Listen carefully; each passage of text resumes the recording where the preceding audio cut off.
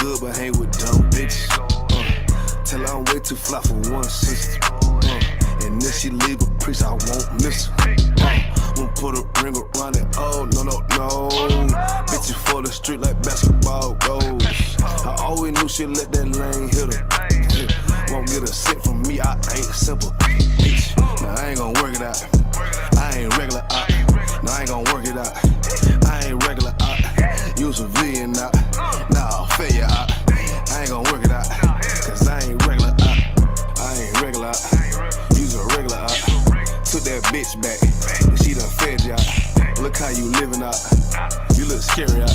Can't fuck that bitch right. Cause she be getting nailed out. You don't forgive it, ain't it? You wanna love it, don't you? Just know that love ain't for you. It's for the world, homie. I got some real homies. We don't pretend, homie. ISUPK, 1 West, we kicking field goals. Let that bitch lead, ho. She got them D's, though. With a little steak and ass pussy, she be going beast mode.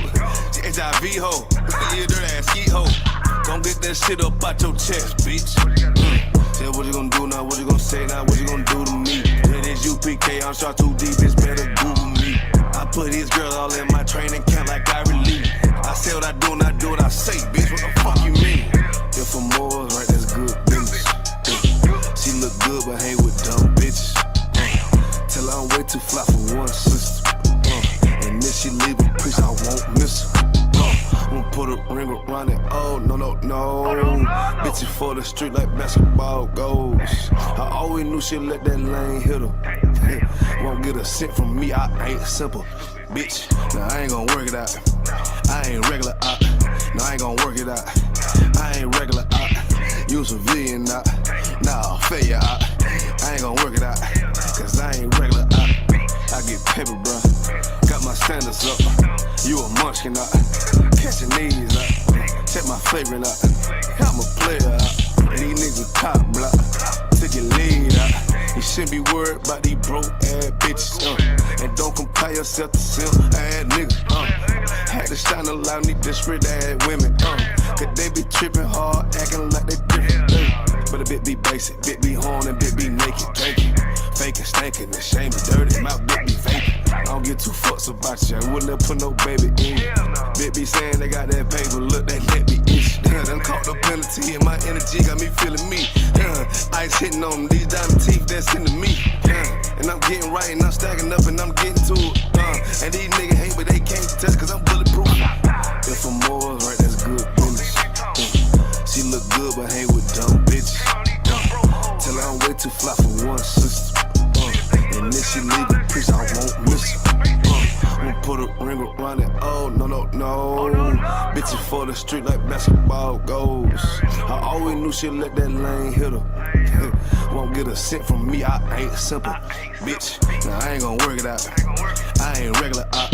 No, I ain't gon' work it out. I ain't regular out. Use a V and out. Nah, failure out. I ain't gon' work it out. Cause I ain't regular out.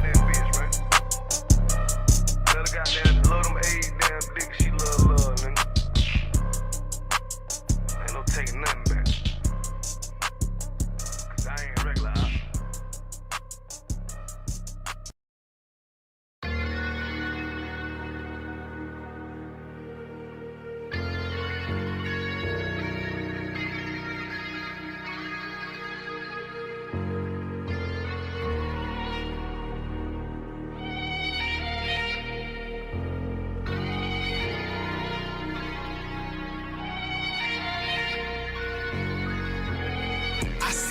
Turn to hell, I gotta stay alive. Lord have mercy on my soul, stand by my side. I killed the old man and I watched him die. Lost a couple niggas, guess he wasn't my round. Hey, play my niggas, lay you down, they all down to ride. Keep my gun in my arm, I gotta stay alive. I gotta stay alive. Keep my gun in my arm, I gotta stay alive. Tell me we don't live in hell. My brother doing 55 in that cell. Nigga claiming he your round here spit shell. Same nigga you put on to hit the stand and tell. How the fuck you turn your back on a nigga that love you? Treat your kids like my kids, treat you like a brother. I told my dog, let's leave the streets to serve the most high. He said, fuck that shit, he tryna sell another pie. His daddy killed him, put him in the trunk, set him on fire. His wife was pregnant, he ain't never get to see his child. Had me thinking to myself, what happened if I die? Look my babies in the eyes, I gotta stay alive. I put my ego on the shelf and my pride to the side. I'm with some niggas who gon' step and got God on their side. Got in the ISUPK, they keep asking me why. As I do the work of the Lord, I gotta stay alive. Face the east, pray alive. I seen heaven turn to hell, I gotta stay alive. Lord have mercy on my soul, stand by my side. I killed the old man and I watched him die. Lost a couple niggas, guess he wasn't my round. Hey, play my niggas, lay you down, they all down the ride. Keep my gun in my arm, I gotta stay alive.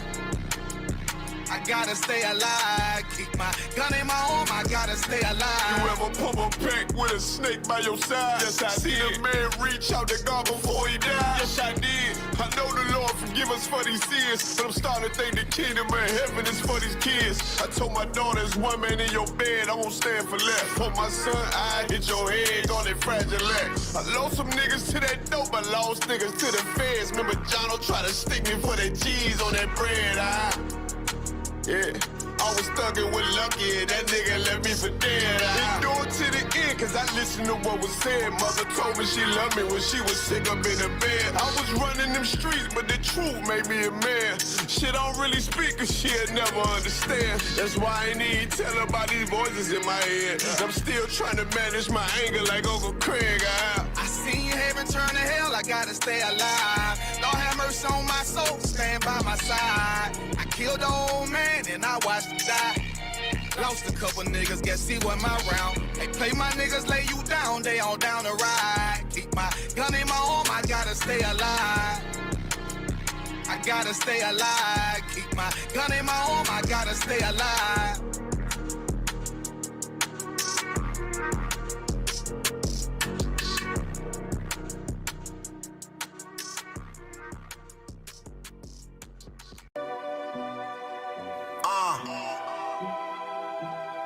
One West World. First everybody. Bitch, this is more than what they ever played up. Living by, put me in a gas up. Born in 91, pumping 93. Winter, Chevy pill, like a nectarine. But I keep it. It's more than what they ever played up. Living by, put me in a gas up. Born in 91, pumping 93. Winter, Chevy pill, like a nectarine. But I keep it clean, man, I'm too for real. Comfortable with myself with this fraud, man, I'm too legit. Off the thermostat, can't hold me back. Trying to check my check. I had my way, run my plate, really busy. Really in this field. Checking it, check me out when in doubt. I'm gonna make my bread. Never lose niggas, food is a feast. Just know we all gon' eat. Niggas slick on my shit, pop my shit. My bro said this shit grease. She don't like the message. I kick wisdom, I'm just rude as speech. Tell my side, but not too much, they feel me. I know talk is cheap. I'm controlling it from a distance. This how it's supposed to be. Give her what she never had. Now she can't.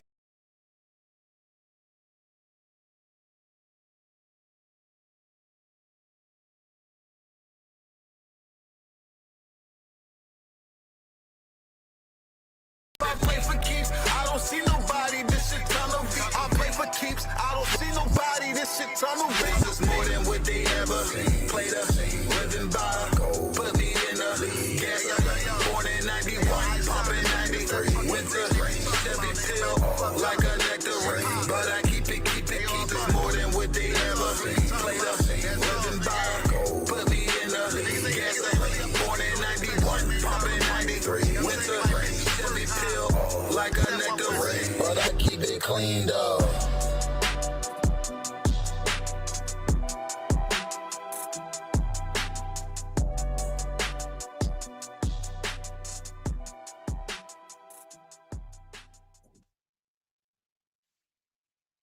Yeah.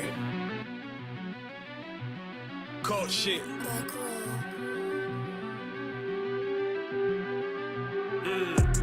I ain't come with goons, but I'm well connected. Walk in the room, it's pop, pop, pop, like you got rejected. Let me see if you qualify or not. Spinning up in a tinted truck, riding around your block.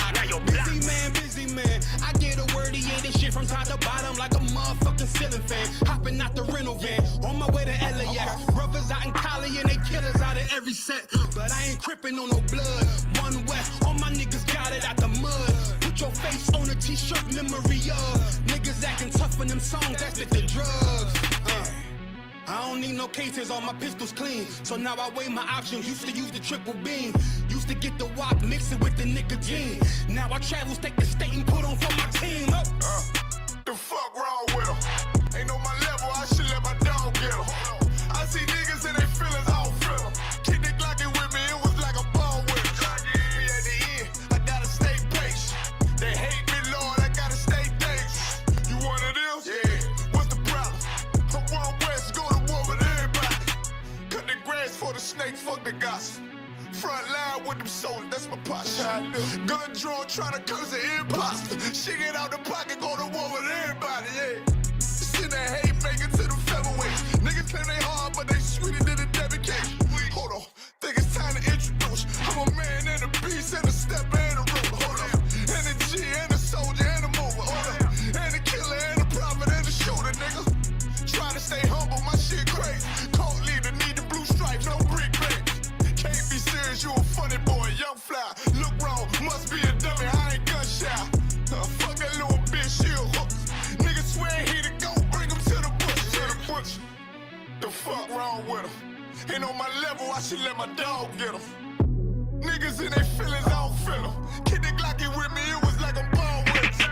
Be at the end, gotta stay patient. They hate me, Lord, I gotta stay patient. You one of them?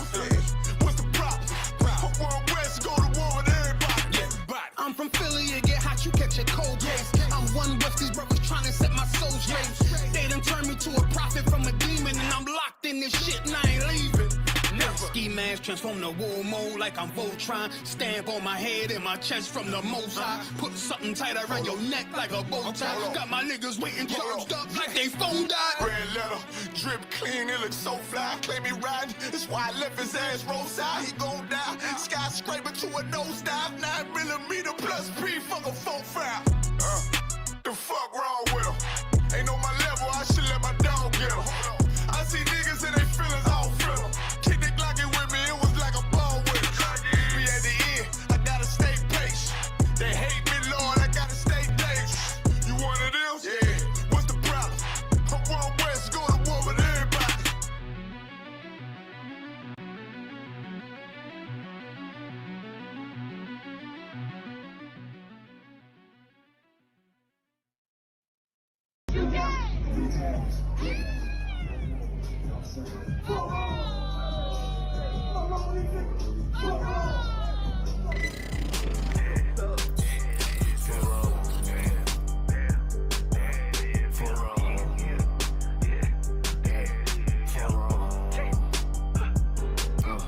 I got big ring, you mad, get stained, work hard, then play, bad bitch, my taste, we vibe, we lay, you purple, you gay, you leech ass, lil' fame, I won't war, not the same, for wrong,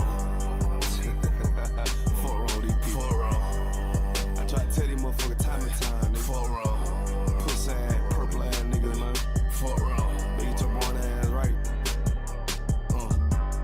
niggas better get their weight up, you little body bitch, worry about a damn pay cut, you little body bitch, I ain't worried about none of these niggas, little body bitch, you damn scare rag, cow ass little body bitch, had to fuck around, get my rank up, you little body bitch, and I'm pouring up, y'all young nigga, and I'ma take a sip, yeah, all these niggas want down hate, but tell them zip it lip, you a dumb ass, scare ass boy, little body bitch, and I ain't worried about nothing, nigga, nah, I ain't worried about shit. I got more than one, so you know nigga don't reminisce. I spit flavors on these damn beats, niggas better catch a pitch. Never knew a goddamn man be scared to represent. But you a whole ass dirt ass little damn body ass nigga. Get body with it damn scripture with your little body ass nigga.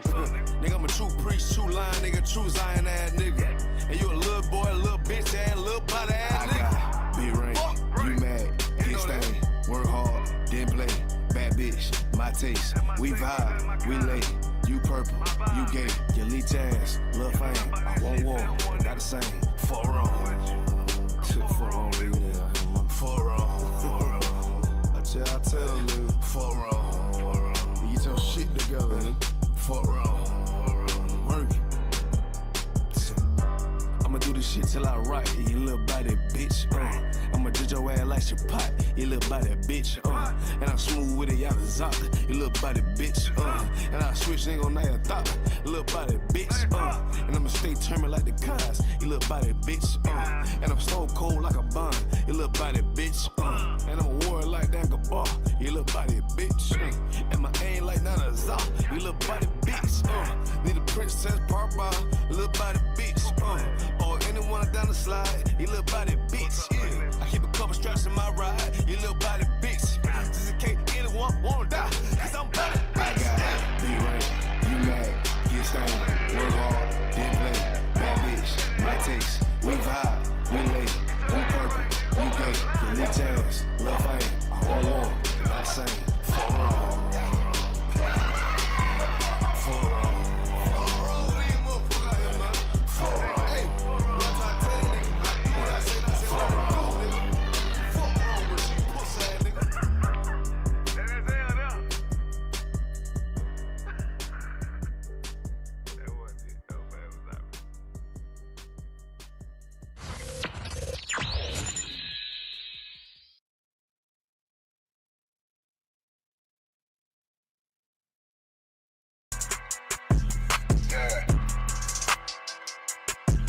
Yeah, you know what it is.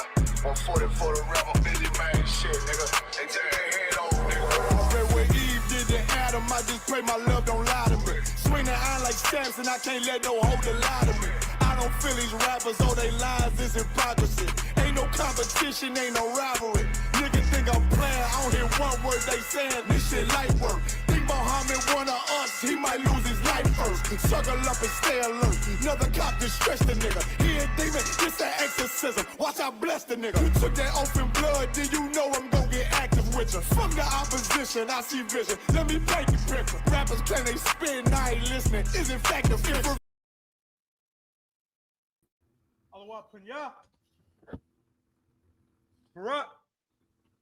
Bashim Yahushua Barakatah. Bashim Yahushua Barakatah. Clap it up, Hakim.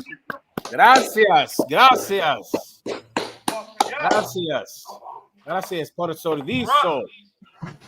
Bashim Yahushua Barakatah.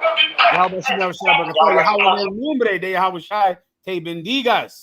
Gracias, Hakim. Bienvenido. Mi nombre es General Mahayaman. A servicio a placer de la General Johanna. Please, haz tus preguntas. Nosotros somos la Escuela Israelita de Conocimiento Práctico Universal. Comenzamos en 1 Oeste Calle 125, Harlem, Nueva York, desde 1969, debajo del mando. General Johanna. Carnales, esta es la verdad.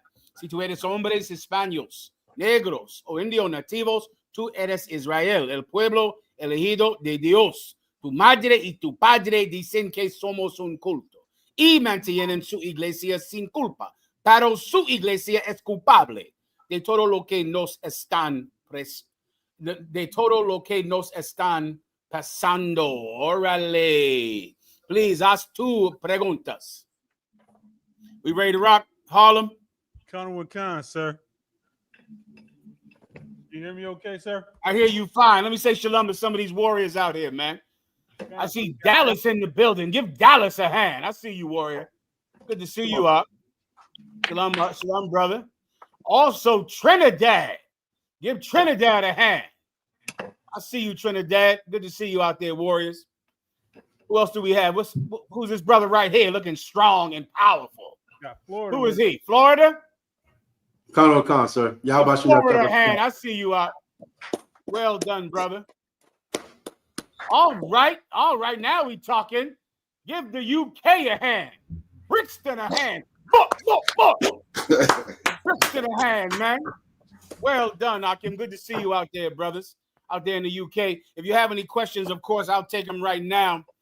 We're going to talk about Donald Trump, and I'll show you how Elon Musk and Donald Trump relate to you and your relationships and your marriages that are built on nothing, being built by two evil people. The Elon Musk and Donald Trump are hating each other all over the goddamn internet for the same reason that you and your wife or wives hate each other, because you're two evil people who tried to build a relationship on money and greed and gain. And of course, it didn't work out. You're two foul people that tried to come together to build something when really two foul people can do nothing but destroy each other, just like Elon Musk and Donald Trump. I pray you understand. I'll go into that as well. Whenever you're ready, let me know, all right? Khan, sir, we got some questions in the comments. Please. Brother asks, Shalom, General.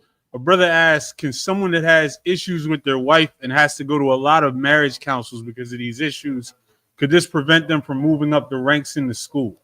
Yeah, some brother asked me about this week. He said he heard that if you go to marriage councils, it will prohibit you from moving up in rank in the school. Let me tell you something, Art. If you don't get those marriage councils, that's what's going to stop you from moving up in rank in the school, because you don't go seek help when you're in an emergency.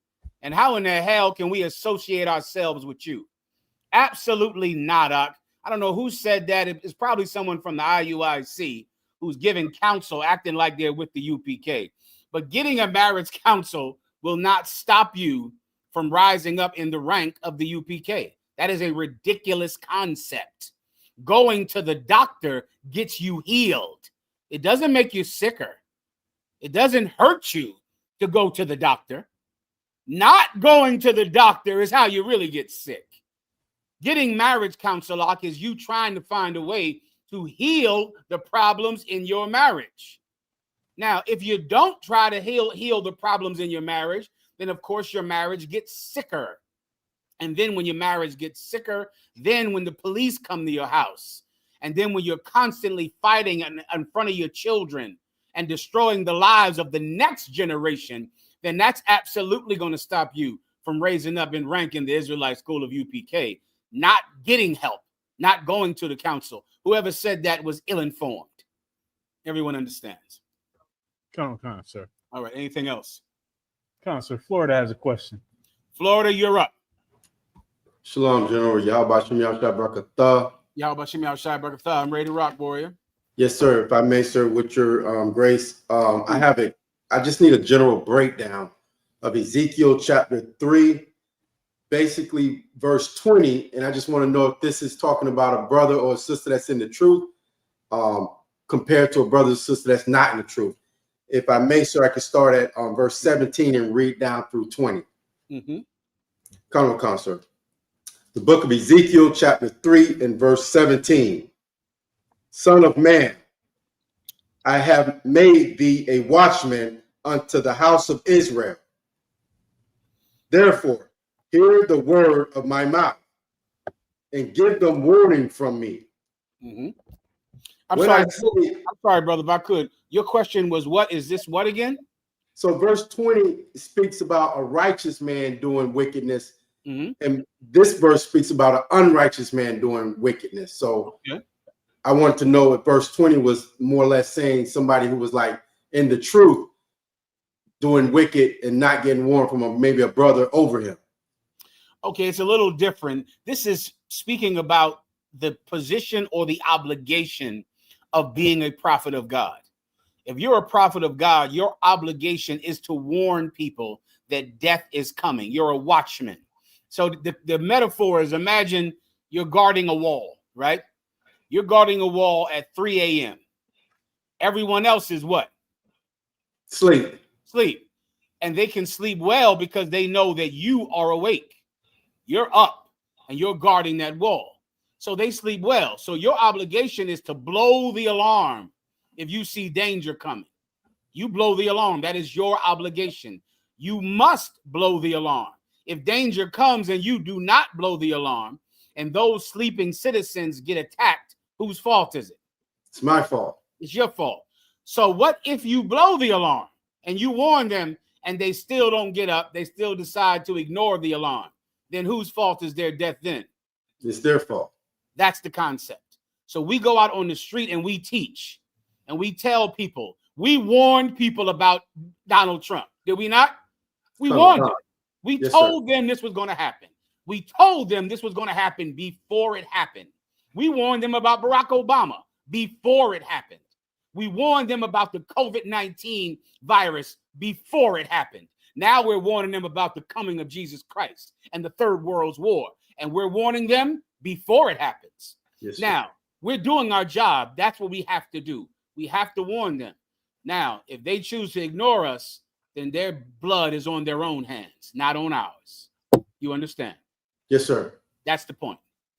Colonel Khan, if I may, sir. Please. Mm-hmm. So, like in verse 13, it says that the wicked, if the wicked does, we got to warn the wicked. Mm-hmm. But in verse 20, it says we have to warn the righteous. Oh, let me hear that part. Okay, Colonel Khan. I'll start at where I left off. Ezekiel chapter 3 and verse 18. Mm-hmm. When I say unto the wicked, thou shalt surely die, and thou givest him not warning, nor speak to warn the wicked from his wicked ways to save his life, the wicked man shall die in his iniquity. Mm-hmm. But his blood will I require at thine hand. Go ahead. Yet if thou warn the wicked, and he turn not from his wickedness, nor from his wicked way, he shall die in his iniquity, but thou hast delivered thy soul. Verse 20. Again, when a righteous man do turn from his righteousness and commit iniquity, and I lay a stumbling block before him, he shall die, because thou hast not given him warning. He shall die in his sin, and his righteousness, which he have done, shall not be remembered, but his blood will I require at thine hand. I will explain that to you if I could. All right. Yes, please, sir. And I just described to you how we're warning all the people that death is coming. If you warn someone that's wicked, they're going to ignore you. Some of them will ignore you, and then they'll die. Some of them will change because you warned them. Some of them will realize that danger is coming, and then they'll change.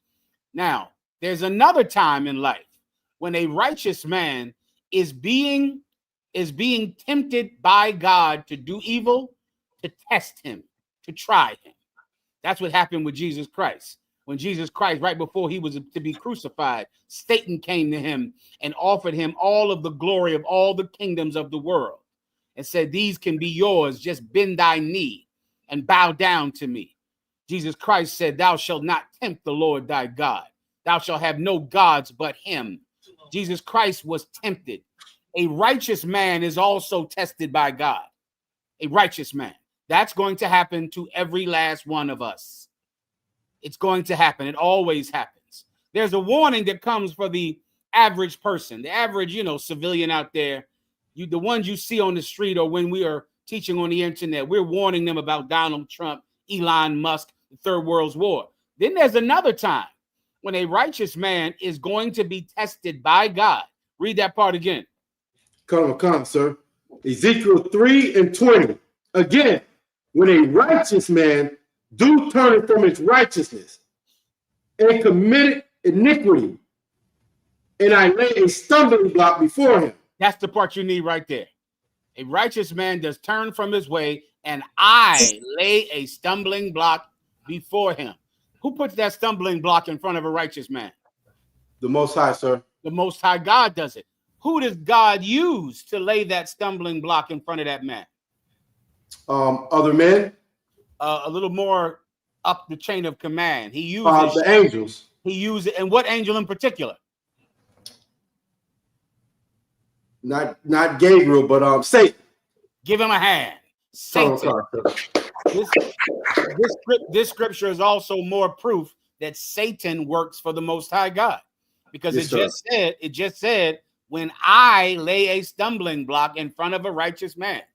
So when you come into the truth, and now all of a sudden you're getting tempted to do drugs again, tempted back into alcoholism, tempted back into prostitution and whores, and trying to please your baby's mama and your kids.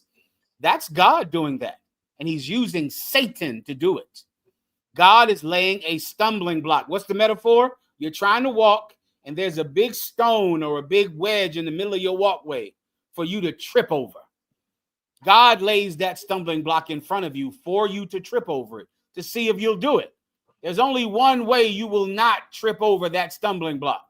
Do you know what? Yes, sir. What's that way? When you listen to the warning from a man above you. Give him a hand. What's your name, Mark? Officer in the shock, sir. Officer in the shock. That was a very impressive answer. That was impressive. Yes, because a man of God will say, "Watch out for whores when you come into the truth, Akim. Watch out for going around your friends and going around people in the world. Watch out for that, brother. Be careful. Follow the 1 year rule, brothers. Perfect. Follow the 1 year rule, brothers. Don't break the 1 year rule. Watch it, Akim. Hey, watch what you're doing on social media, Ak. Stop doing that, Ak. Be careful. Be careful on Instagram, having sex with every slut you meet on Instagram. Be careful, brother. You see, a watchman is warning righteous men to not trip up. Yes, sir. You understand? Yes, sir. Now, if the righteous man ignores us, he's going to trip up. And even though he was righteous, he's going to go back into the world. Come on. Yes, sir. Go? Yes, sir. The water, General. No problem. The water. Haz preguntas. Haz tu preguntas, Salaki. Your questions. Sir, a few more questions in the comments. Trooper Zakarwan says, Shalom, Yahweh Bashim Yahweh Shai Barakatah. Trooper Zakarwan from Dallas, Texas, Salakia Adawan. Can you break down Ecclesiasticus 8 and 13 and 9 and 4? The singer is a harlot. All right. Go ahead and read it, please.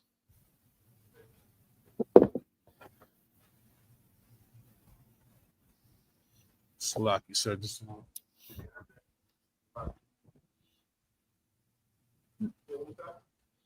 It's Ecclesiasticus 8 and 13. Mm-hmm.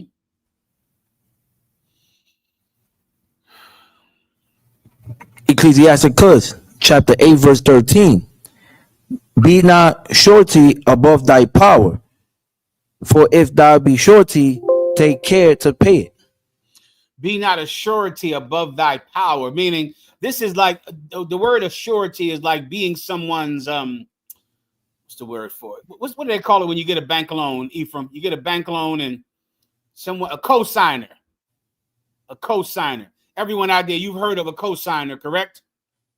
Come on, sir. So someone wants to take out a loan, and then you sign a piece of paper saying, if my brother or my friend or my cousin can't pay for this loan, I will pay for the loan. So the Lord is saying, don't be a surety above your power, meaning you promise to pay back a loan to help somebody out, and you don't have that money. You understand? That's above your power, meaning your ability to pay the loan back. So, and tons of you out there have done this out there. Tons of you out there that became a co-signer for some cousin, and you don't have the money to cover his rent, but yet you wouldn't sign this piece of paper saying, yeah, if my cousin go behind on his rent, put it on my credit. Now both of your credits are terrible. Well, you signed something you didn't actually have the money to cover it. So the Bible is saying not to do that. This is wisdom, huh? This is wisdom. This is telling you how to live, how to conduct your life, what to do, what not to do, what contracts you should not sign. You understand? Come. That's the point. If that was a question. Come. And there was a second scripture the brother asked for. Lock, sir. Apologies, sir. I just lost. 9:14. 9 and 4. Okay. Ecclesiasticus chapter 9 verse 4. Use not much the company of a woman that is a singer. Oh yeah, here's another good one. Use not much the company of a woman that is a singer. Now that word singer is not literal there, because the word, when you look up singer, the word in Hebrew is seducer. Seducer and singer became synonymous because that is in actuality what a singer is doing. He's a singer. A woman that sings is seducing you with her voice, seducing you with her charm. All right. So the word singer there is a seducing woman, or a woman that is a seducer, meaning you don't want to stay around a woman too long who is seductive, who can say things, do things that seduce men. And some of these women out here are cannibals. Do you understand me, Ephraim? Man eaters, cannibals. And they absolutely know how to fool a dumb, simple brother like y'all. You brothers are stupid as hell. And these women out here, they're not. They're not. And they know how to walk a certain way, look a certain way, bat her eyes a certain way, sit a certain way in a chair. You think you're catching her in a tender moment when she crossed her legs and just a little bit of that thigh just creeps out. That bitch did that on purpose. You think you were sneaking a peek, huh? You so dumb. You thought, "Ooh, I saw something I wasn't supposed to see." You were supposed to see it. Well, you don't want to spend too much time around her, Rock, because she'll use her magic on you. You understand? Khan.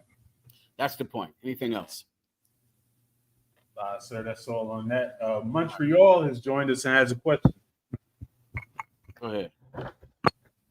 Hey, Montreal, I see you, warrior. How about Shimi Al-Shai Bagatah? Good to see you, Ak. Like I said, I was on mute. General.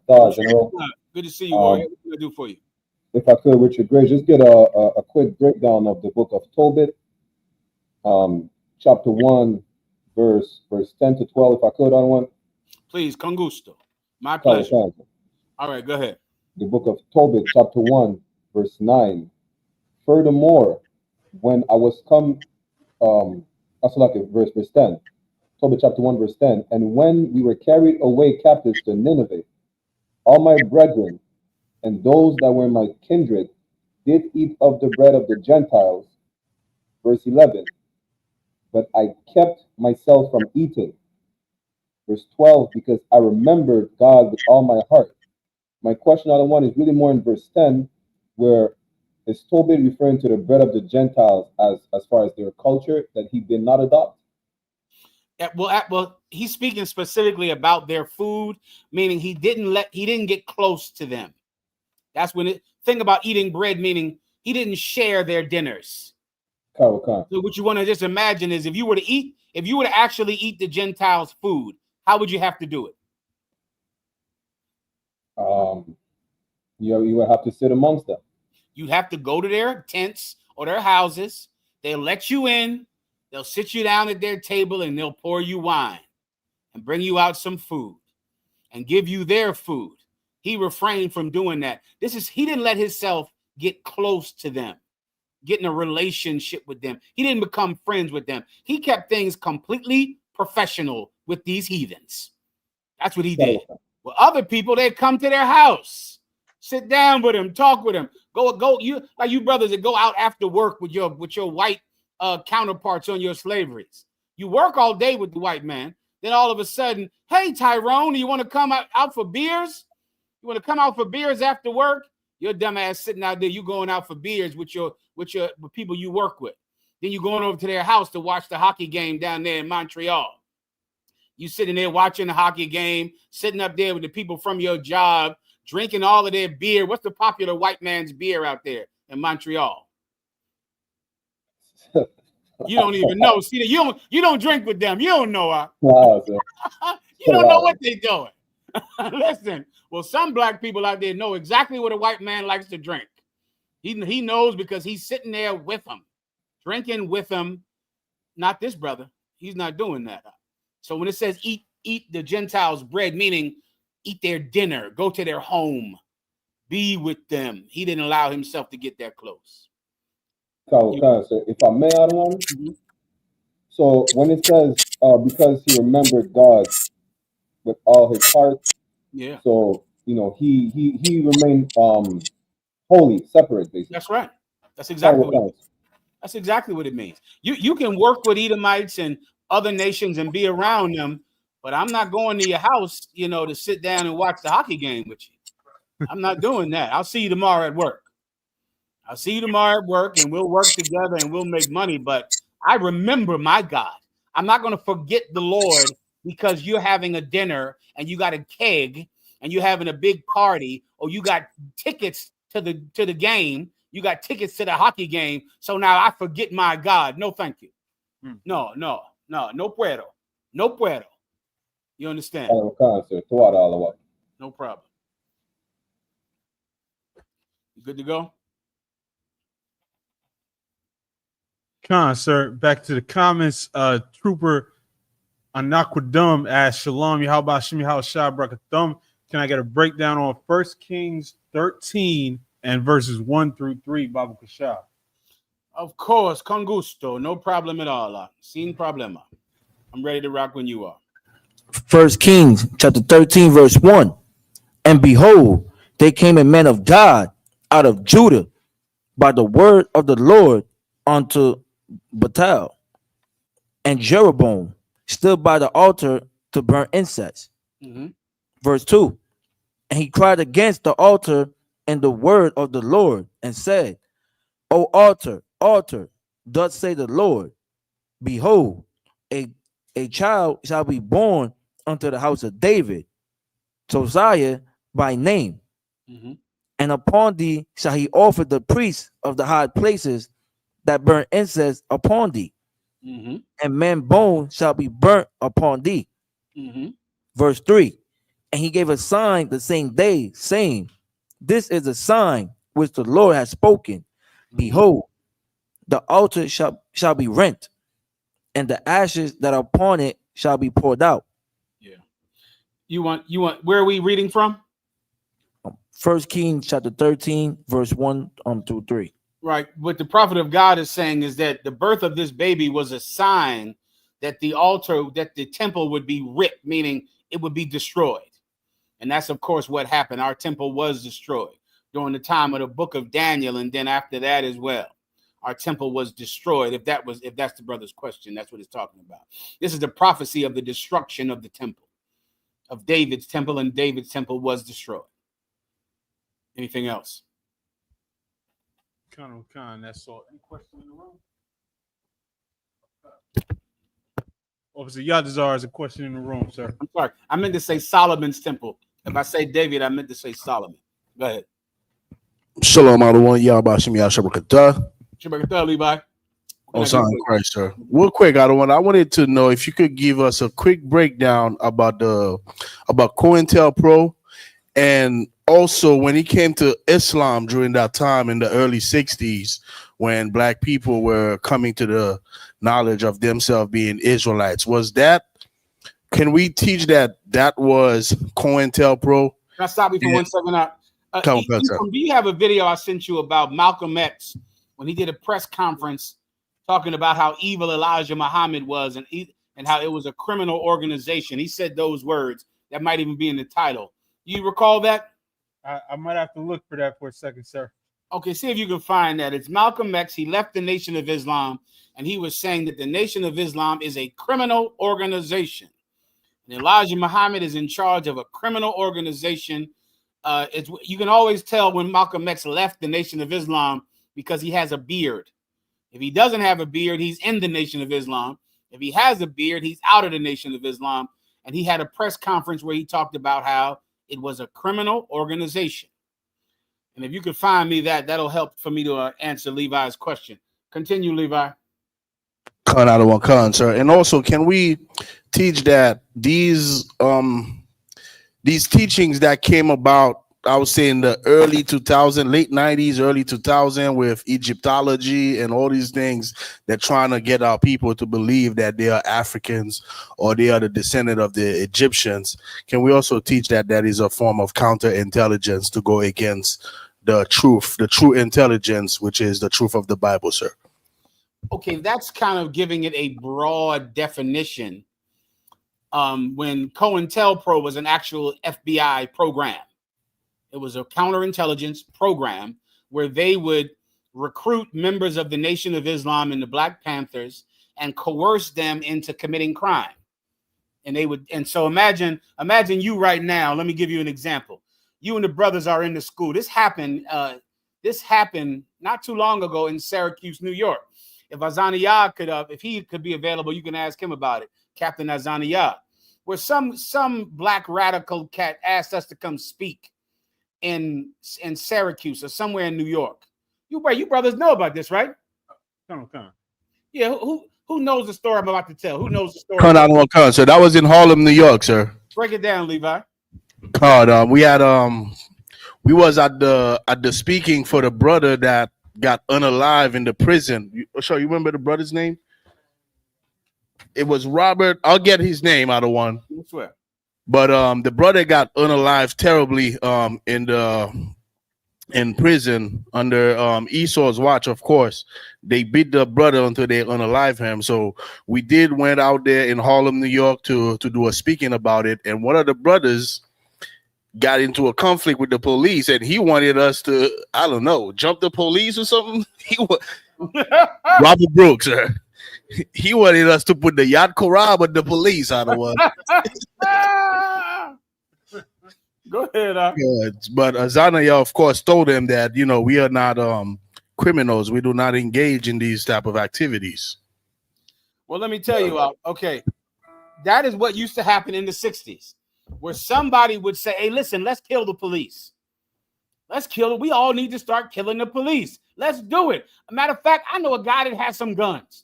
We're going to go buy some guns. We should do it. The Quran says this, and the Bible says this, and we should start shooting the police. And then they will go, yeah, you're right. Yeah, you're right. Well, guess what? That guy works for the cops, him.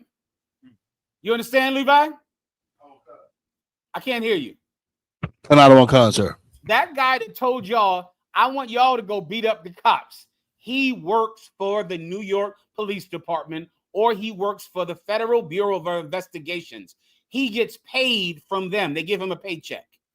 And he goes to groups and he says, we should start getting credit card scams. We need to start scamming these white people out of their money so we can get enough money to build an infrastructure, to build an economic base. That's what we need, an economic base. Whoever says that, he works for the FBI. He's not an FBI agent, but the FBI pays him to join groups and to coerce them into committing crime so that then they can arrest the members of these groups who would otherwise not be able to be arrested because they're doing nothing illegal. So he convinces them to do something illegal so that they can arrest them and then thereby destroy the message that the group is putting out. That's the COINTELPRO program. It's a definite thing. It's a real task force that worked for the FBI. And they completely destroyed the Black Panther Party, and they destroyed the Nation of Islam and Malcolm X. Malcolm X, everything he ever said was what? Elijah Muhammad says this. Elijah Muhammad says that. That was every word out of his mouth. Everyone knows about that famous picture of Malcolm X holding a gun, looking out a window. Everybody, you've seen that picture before, right? Come on. What was he on guard from? The Nation of Islam, sir. He was on guard from the Nation of Islam. He was not on guard from white people. Why? He wasn't afraid of white people killing him. He was holding that gun, looking out that window because the Nation of Islam had just shot up his house the night before. And so he had a gun looking out the window. And that term when he said, by any means necessary. If he had a beard when he said that, he was speaking about committing crime so that he could win something for his now new African buddies that he made when he went over to Africa. Malcolm X and the Nation of Islam broke up. They broke up. Malcolm X was disloyal. He had no loyalty.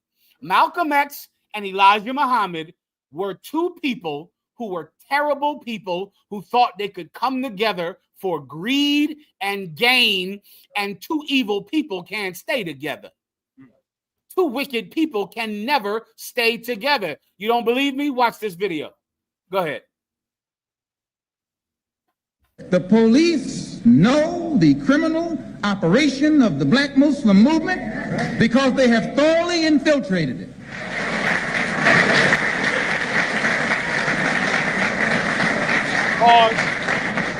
Pause. The police know the criminal organization of the Muslim movement, because they have fully infiltrated it.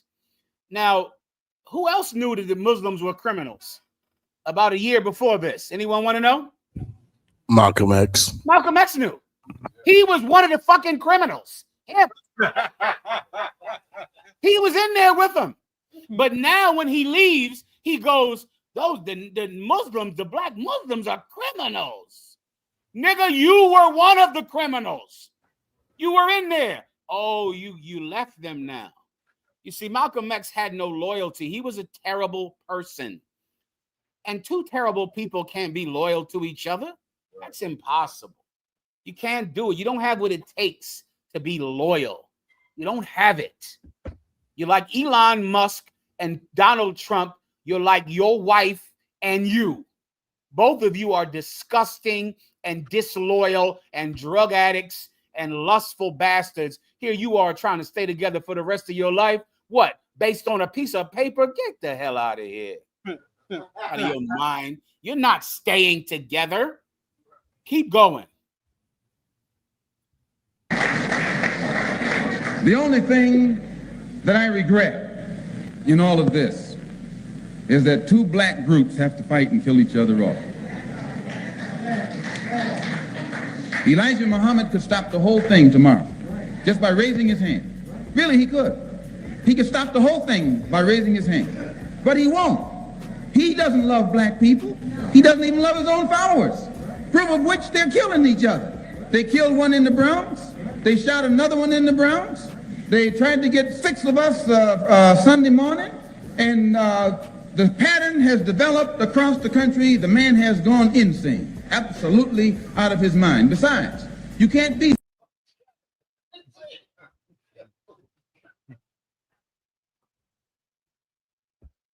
Sir, did you catch all of that?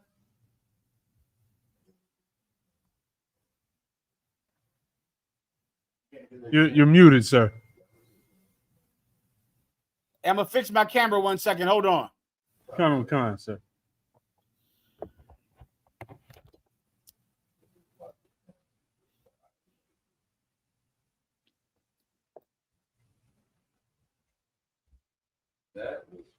Shout out to Baltimore, Atlanta, Chicago. What's going on with y'all?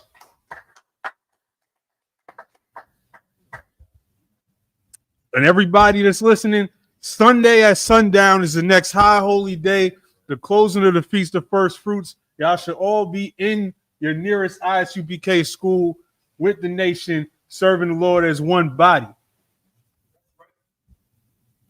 As the general adjusts his camera, we're going to play that clip one more time. We're going to run that back.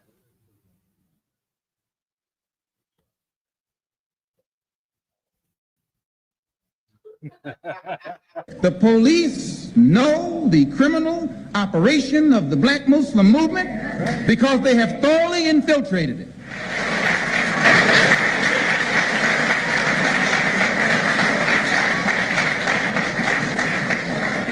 The only thing that I regret in all of this is that two black groups have to fight and kill each other off. Elijah Muhammad could stop the whole thing tomorrow just by raising his hand. Really, he could. He could stop the whole thing by raising his hand. But he won't. He doesn't love black people. He doesn't even love his own followers. Proof of which they're killing each other. They killed one in the Bronx. They shot another one in the Bronx. They tried to get 6 of us Sunday morning. And the pattern has developed across the country. The man has gone insane. Absolutely out of his mind. Besides, you can't be. Captain Zariak, you want to say something about that while the general? What, just play it again. Oh, come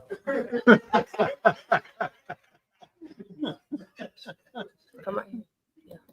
Shalom, sir. Hey, Shalom, Shabakatah. Ready to rock? Come on, sir. My apologies. All right. Did you catch that video?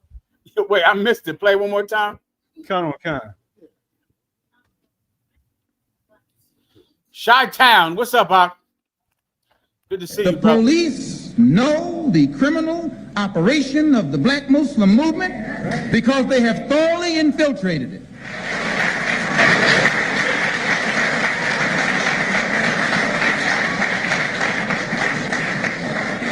The only thing that I regret in all of this is that two black groups have to fight and kill each other off. Elijah Muhammad could stop the whole thing tomorrow just by raising his hand. Really, he could. He could stop the whole thing by raising his hand. But he won't. He doesn't love black people. He doesn't even love his own followers. Proof of which they're killing each other. They killed one in the Bronx. They shot another one in the Bronx.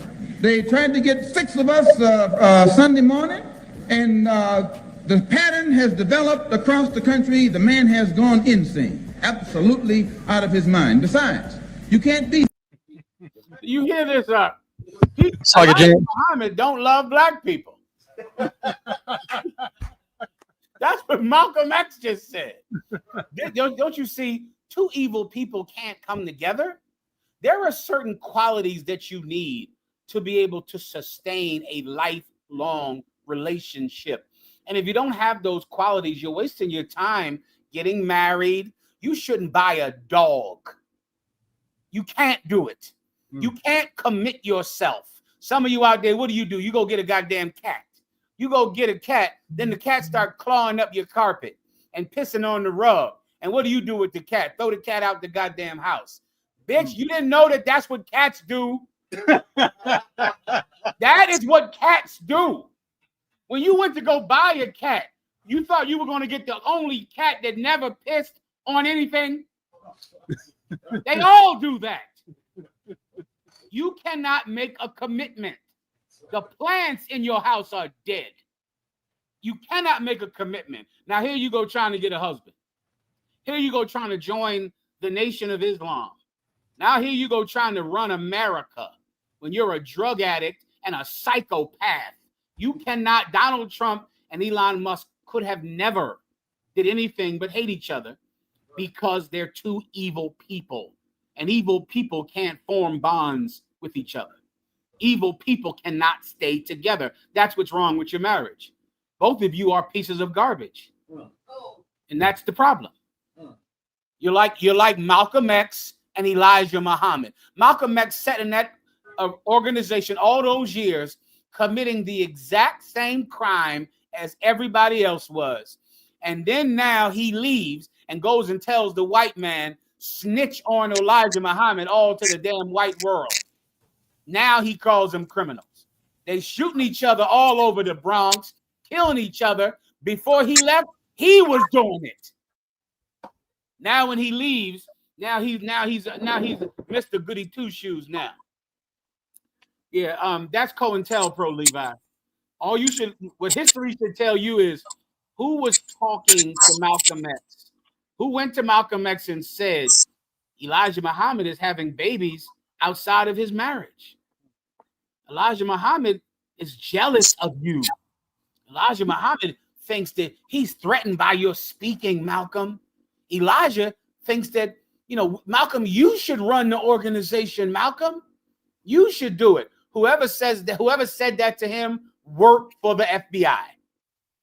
He worked for the FBI, and because Malcolm X was a disloyal sucker, he fell for an FBI trick.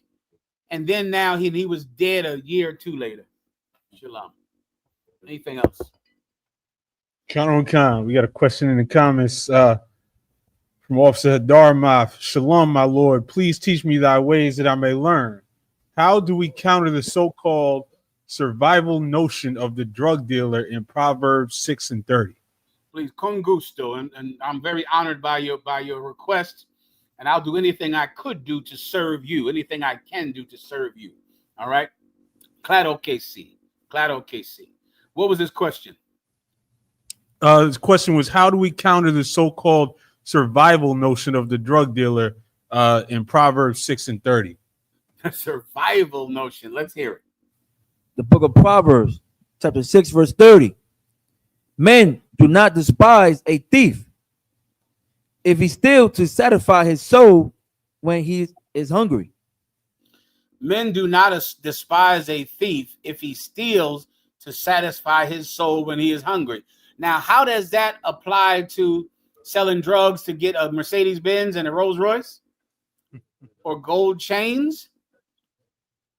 How does that compare to the Harlem drug dealers that rode Kawasaki motorcycles and had all those fly cars back in the day? To Alpo and to Jay-Z and to Puff Daddy's father. How does this relate to mink coats exactly? Yeah, this has nothing to do with survival, Lock.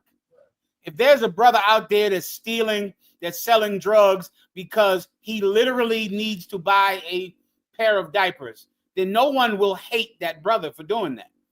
As a matter of fact, Commanding General Yohana will buy him the diapers. That's what will happen. But if you are selling drugs for gold teeth, then someone is going to take out your real teeth. That's what's going to happen. Drug dealers are not selling drugs, because they're starving and making just enough money to stop from starving.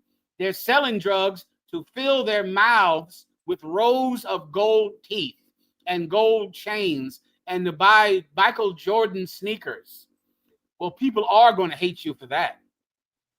They're going to hate you for that. Now, they're not going to hate you if all you bought. I sold just enough drugs to buy a loaf of bread. How many caps would that have been? How many pills back in the day would that have been? 2. That would have been $10. Well, no one will hate you for selling 2 pills. No one. They'll be fine with that. But when you have to sell 10,000 pills and you're doing it and you are not taking care of your child, but you're buying gold chains, then everyone has the right to hate you. Everyone should hate Jay-Z. If you are selling drugs to buy a record deal and to get a record label and to buy studio time, everyone should hate you. Everyone.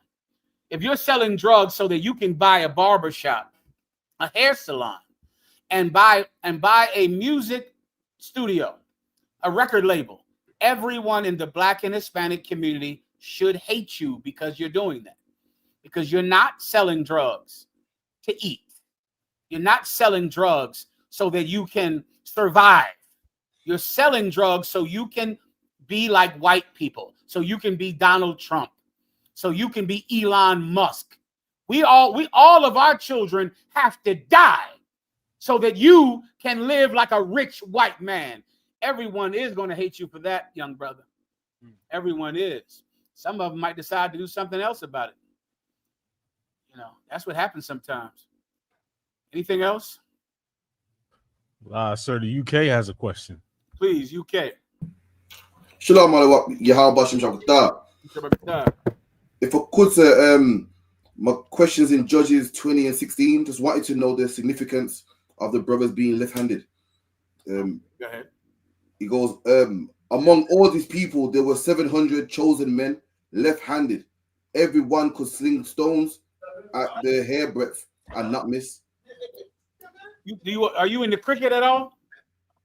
Not really, but really. Okay. When American baseball, right?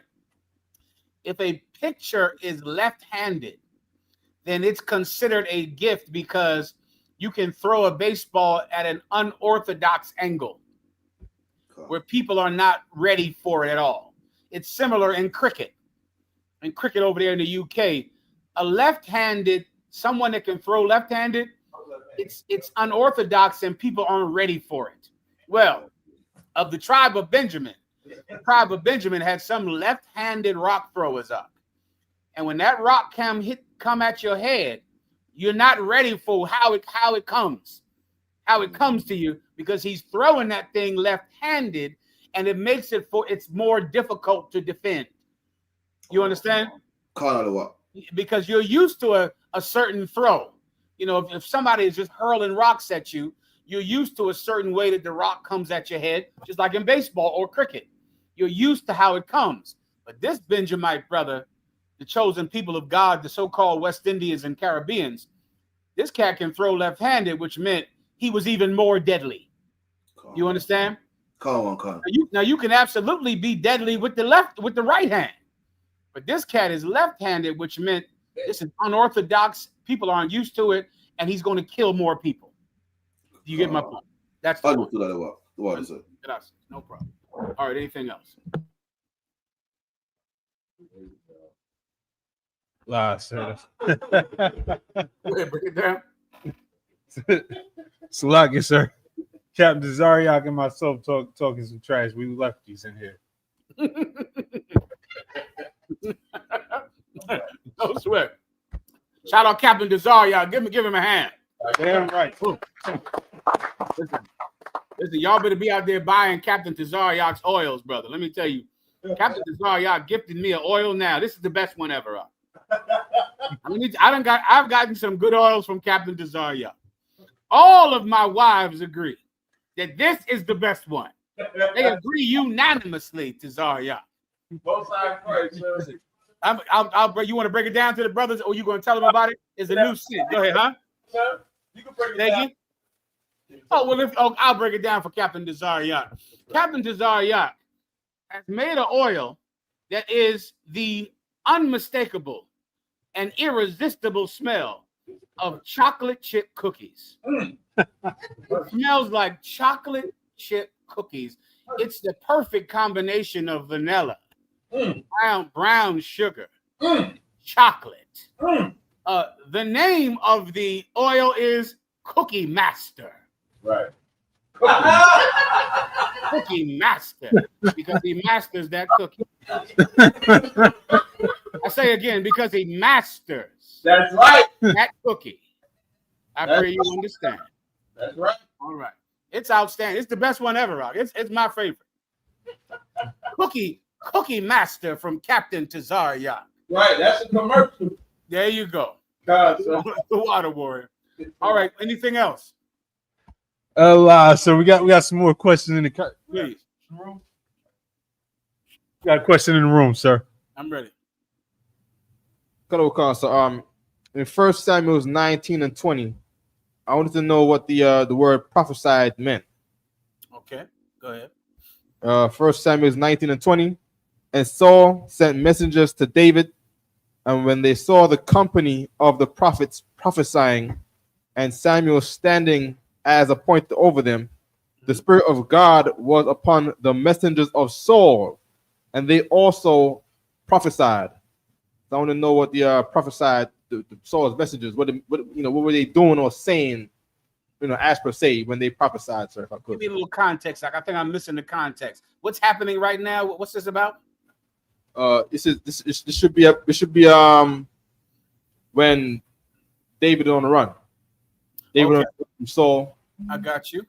David is on the run, and was this when Saul was trying to kill him with the priest? Sir. And they didn't want to kill. They didn't want to kill the priest. Is that the one? Sir. Okay. Then to my memory now, you might need to read more, but I believe what you're reading about is when the servants of Saul were ordered to kill these priests because these priests gave David food. They gave him rest and help, even though he was an enemy to the state at the time. King Saul was seeking to take his life because King Saul was falsely threatened by David when David was no threat at all to King Saul. King Saul thought David was trying to take his throne. King David was not trying to take his throne, but King Saul was paranoid and he knew God was no longer with him. So he sought to kill David. So then when King Saul found out that these priests, I believe there was 9 of them, they gave David the showbread of the temple to eat, and they gave him a sword when he didn't even have a sword. That's how poor and hungry he was. They gave him the sword of Goliath that he had given the priest years ago to keep. They gave him back Goliath's giant sword, and that was the only weapon he had. When King Saul found about it, he ordered that these priests be killed. And none of the servants of Saul would kill anointed priests of God. They refused to do it. And they all began to prophesy, talking about how wrong it was. They refused to do it. But there was one servant who was willing to do it, because King Saul had a man named Doeg who was an Edomite. And he was the only one of Saul's servants that would kill the priests of God. And he did. And he killed those priests. And that's what happened. Later on, Saul indeed lost his life. And when Saul was killed, David ripped his clothes off his own back. And he mourned the anointed of God. And he killed the men that said that they killed King Saul. That's how much he loved the man that was trying to kill him. That's the Spirit of Christ in the Old Testament. And that man is the great, great, great grandfather of Jesus Christ through his father, Joseph. Anything else? Water, sir. No sweat. Next. Council Chicago has a question. Please. Hey, shalom, sir. Yahweh Shem Yahshua Brakatah. You too, Wadawa. Go ahead. A brother has a question, sir. I'm gonna let Kazai want read it. Please, you got it out. Yeah, shalom, sir. We got a brother that got a question. It's in 1 Peter 3 and 18 and 19, a breakdown of quickened by the Spirit at the end of 18. Mm-hmm. Who was the Spirit in prison? And Christians try to use this to say that Christians went to a underground hell and talked to spirits. Or Christ went to a underground hell to talk to spirits. All right, go ahead. Khan. 1 Peter chapter 3, verse 18. For Christ also hath once suffered for sins, the just for the unjust, that he might bring us to the Most High, being put to death in the flesh, but quickened by the Spirit. Well, this is speaking about how Christ was killed, and then he was given life by the Spirit of God. Right? Remember, that's speaking about Christ died. 3 days he was in this sepulcher. 3 days he was sitting there in that sepulcher. When they came back after the 3 days, he was gone. That's when the Spirit of God gave him life. That's what it means. The Spirit. Whenever you hear the Spirit, the term the Spirit, in the positive sense, it's speaking about the Spirit of God. That's the Spirit. Quickening means to give life. That's what the term to quicken means, to give life.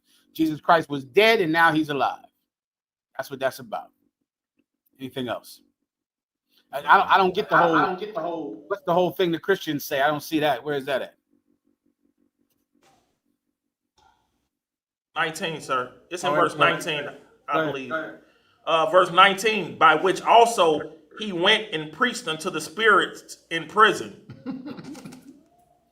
I think that's the part he's saying Christians is using after he died, that he went down and preached to the prisoners in hell or some sort of thing like that. I guess Christians think that people in hell is like in hell. What kind? Okay, all right. Okay, well that read it one more time. I'll break it down for you. Kind of. You break it 19.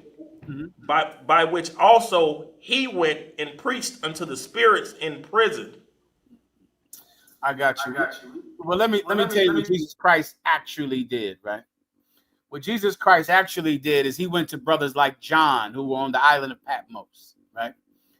And he went there, not him physically, but in the spirit he went there, which is why John on that island had so many writings that now you can read that are written in red. Because Jesus Christ, the Spirit of Jesus Christ, came to that man in prison. In prison. He's speaking about real brothers who were in jail for following Jesus Christ. They were in jail. Right after Jesus Christ died, a few years after that, then Peter, historians say that Peter was hung upside down on a cross. The brother of John, James, he was killed by Nero Caesar. Then James, now all those men before they're killed, guess where they were held?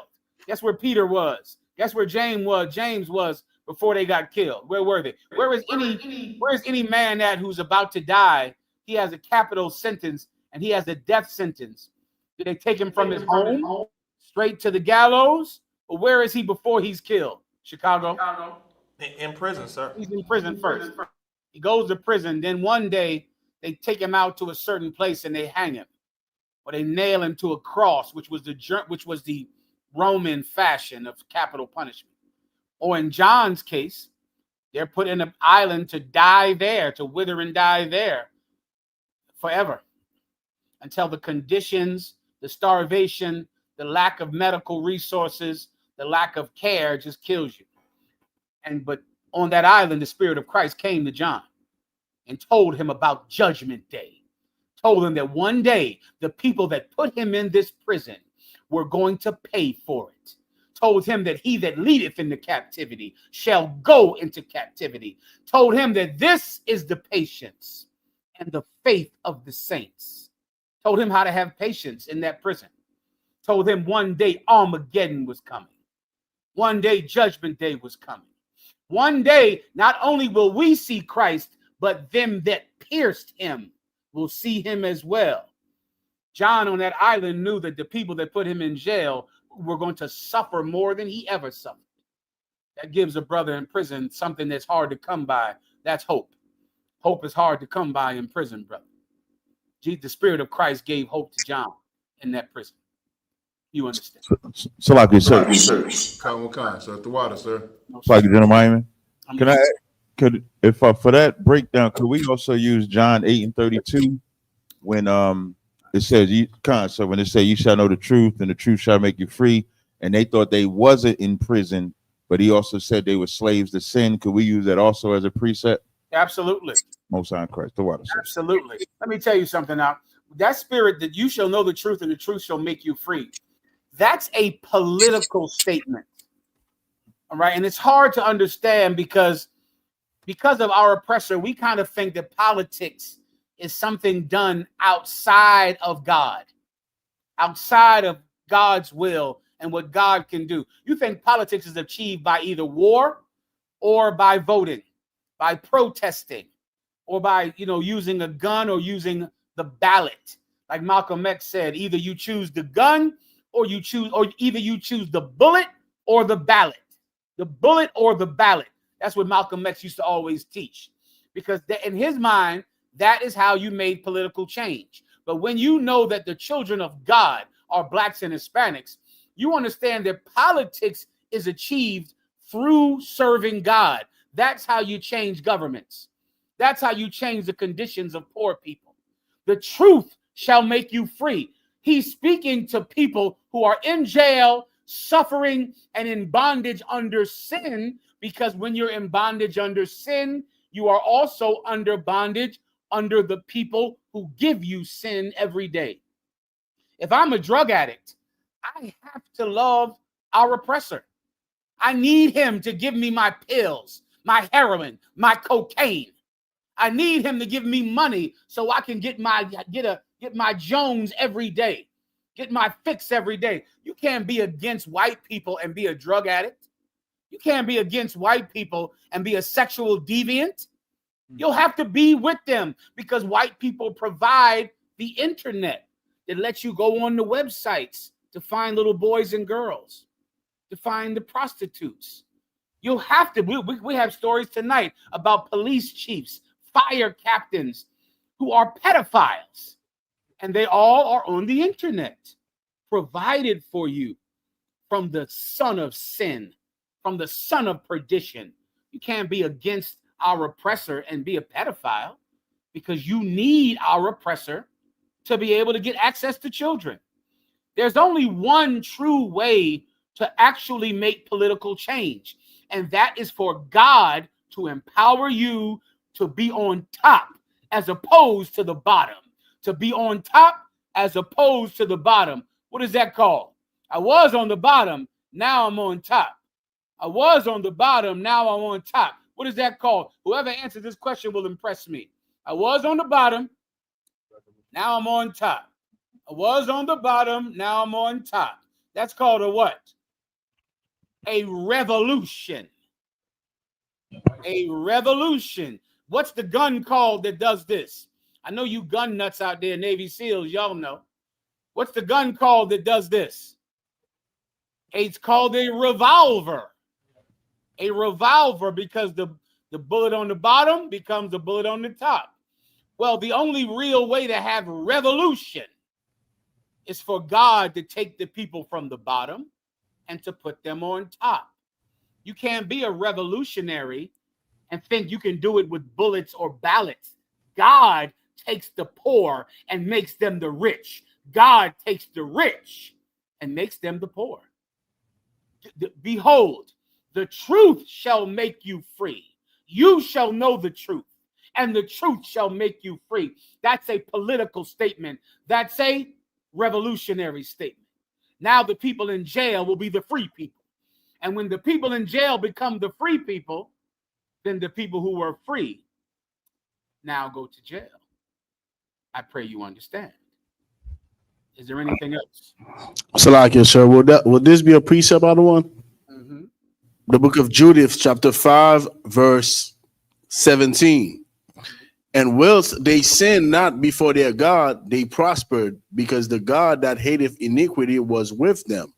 Verse 18. But when they departed from the way which he appointed them, they were destroyed in many battles, very sore, and were led captives into a land that was not theirs, and the temple of their God was cast to the ground, and their cities were taken by the enemies. What you're saying is so true, Levi. I've heard so many people throughout the years say, the truth shall make you free, to say, I should tell my woman that I'm cheating on her. Because the truth shall make you free. If you're cheating on your girlfriend, you have to tell her, because the truth shall make you free. You take this precept and you make it so petty, so small.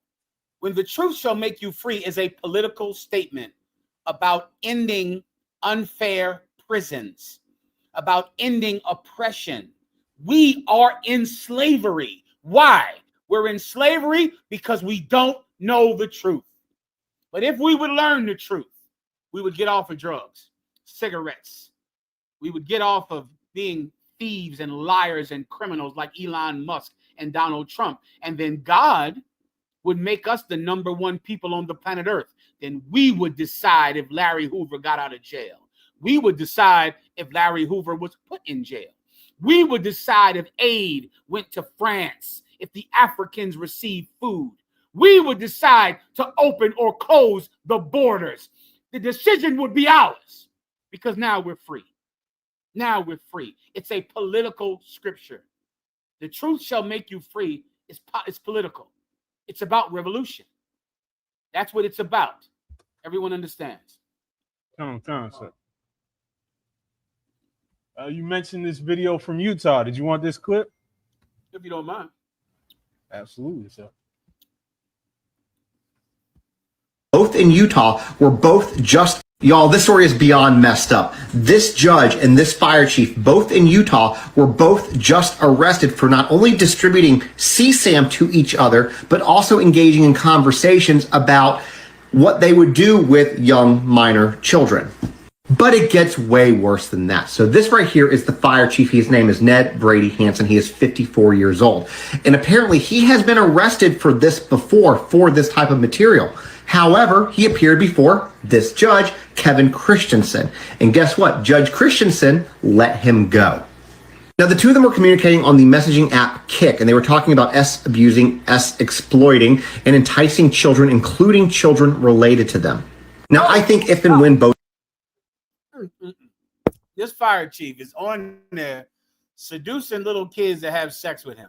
He goes in front of a judge. The judge lets him go. The judge lets him go home. You understand? They're in charge.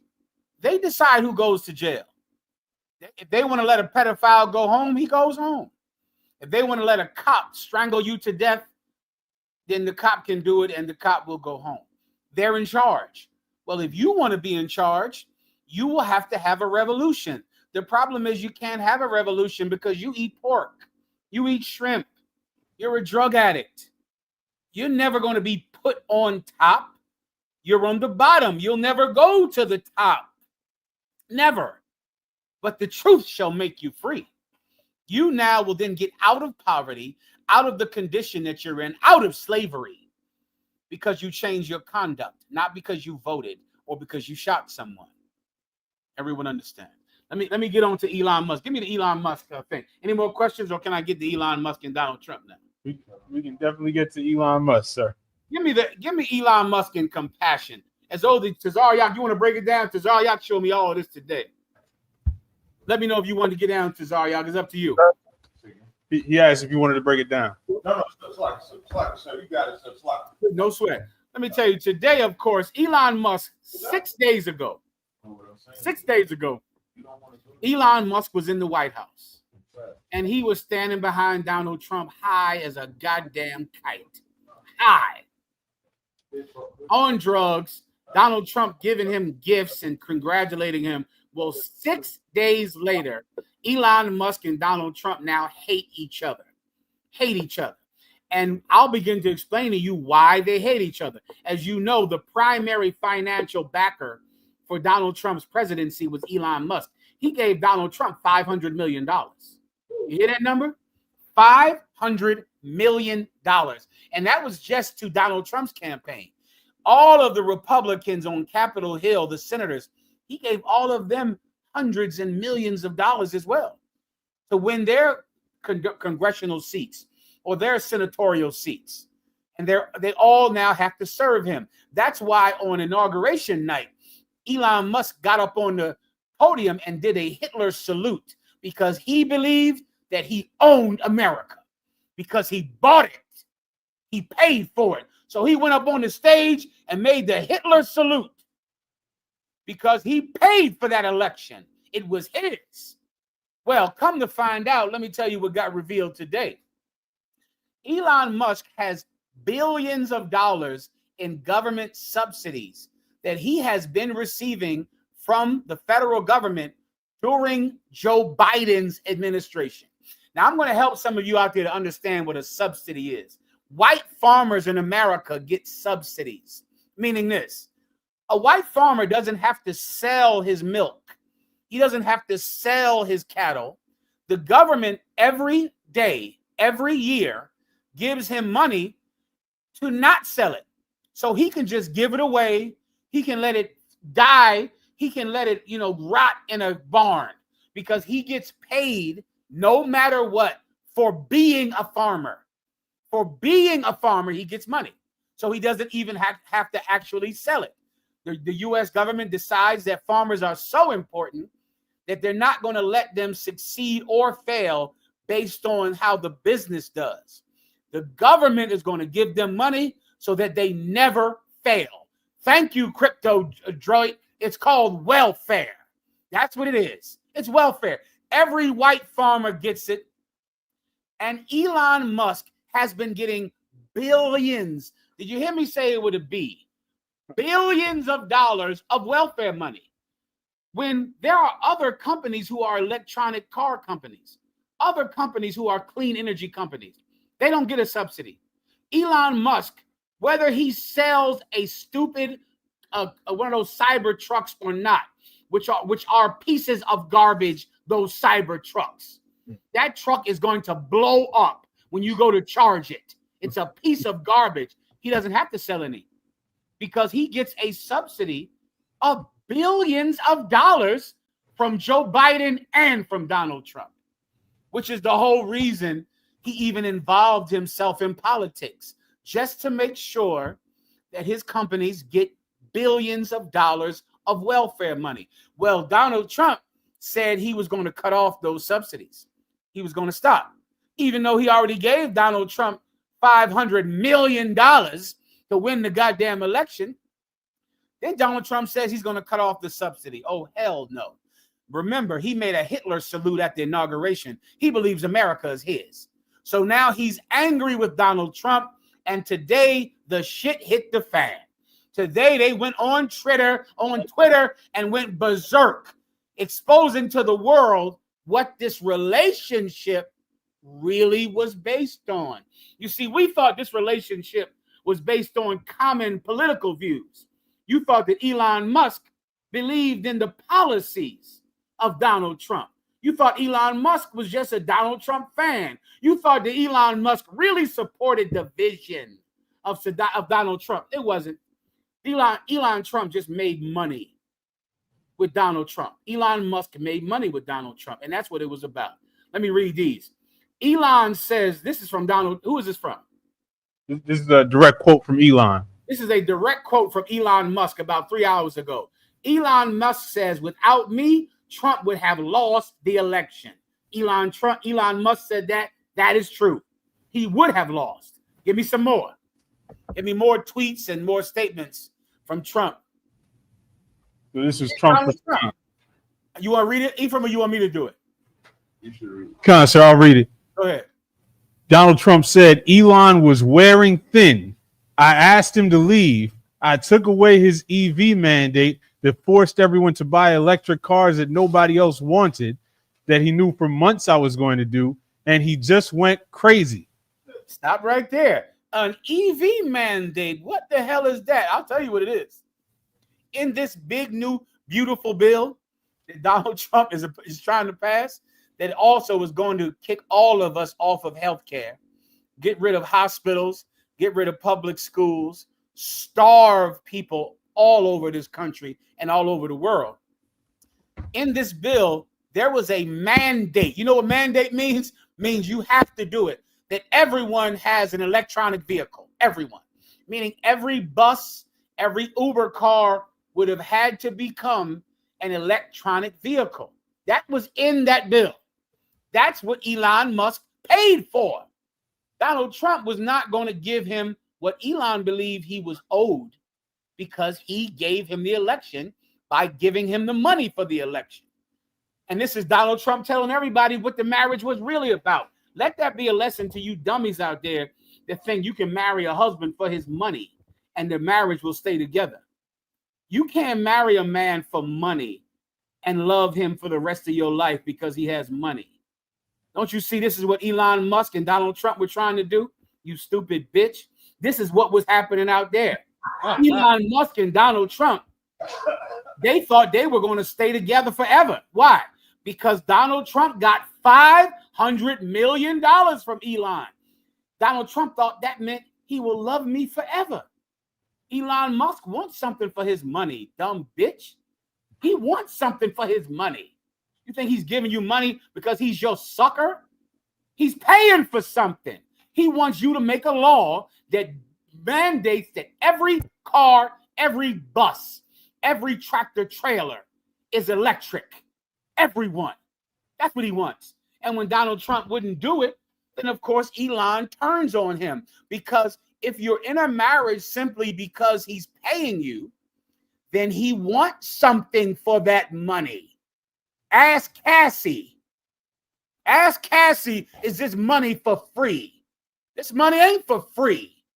If he's giving Cassie all of this money, he wants her to put a giant rod that is not his in her and to have sex with other men.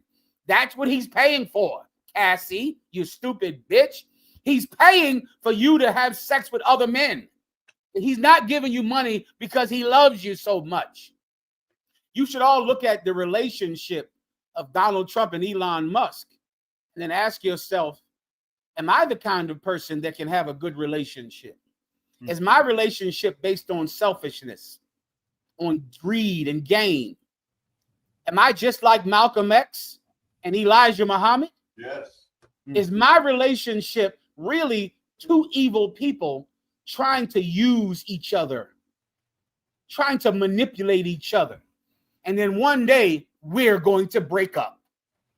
Because please, go ahead. Lock it. Did you see the latest tweet from Elon? He said, time to drop the really big bomb. Donald Trump is in the Epstein files. That is the real reason they have not been made public. Have a nice day, DJT. Have a nice day, DJT. Elon Musk just said Donald Trump is in the Epstein files. No shit. Of course he is. Yeah, he's in the Epstein files. Let me tell you. Let me ask you a question about Elon Musk. Did Elon Musk know he was in the Epstein files in January last year? Huh? Who wants to guess? Con. Elon Musk is just like Malcolm X. Elon Musk always knew that Donald Trump was in the Epstein files. Everyone saw the video of Donald Trump and Epstein dancing at that party. Donald Trump and Epstein were best friends. Elon Musk knew about this before he gave Donald Trump $500 million. He didn't care back then. He didn't care that whether or not Donald Trump was a pedophile last year because he thought he was going to get billions of dollars from Donald Trump. Now that he's not going to get billions of dollars from Donald Trump, now he cares about whether or not Donald Trump is in the Epstein files. You already knew he was in the Epstein files. Elon Musk, you didn't care though. You see, Elon Musk is just like a lot of you women out there, a lot of you men out there. You're willing to ignore depravity. You're willing to ignore someone with no morals as long as you can get paid, as long as you can gain from it.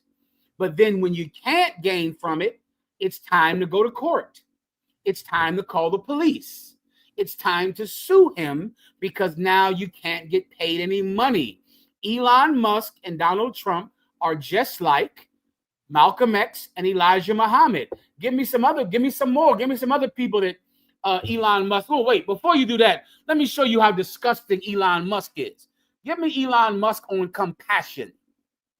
And I want all of you dummies out there. I got a lot of dummies that watch this class every week.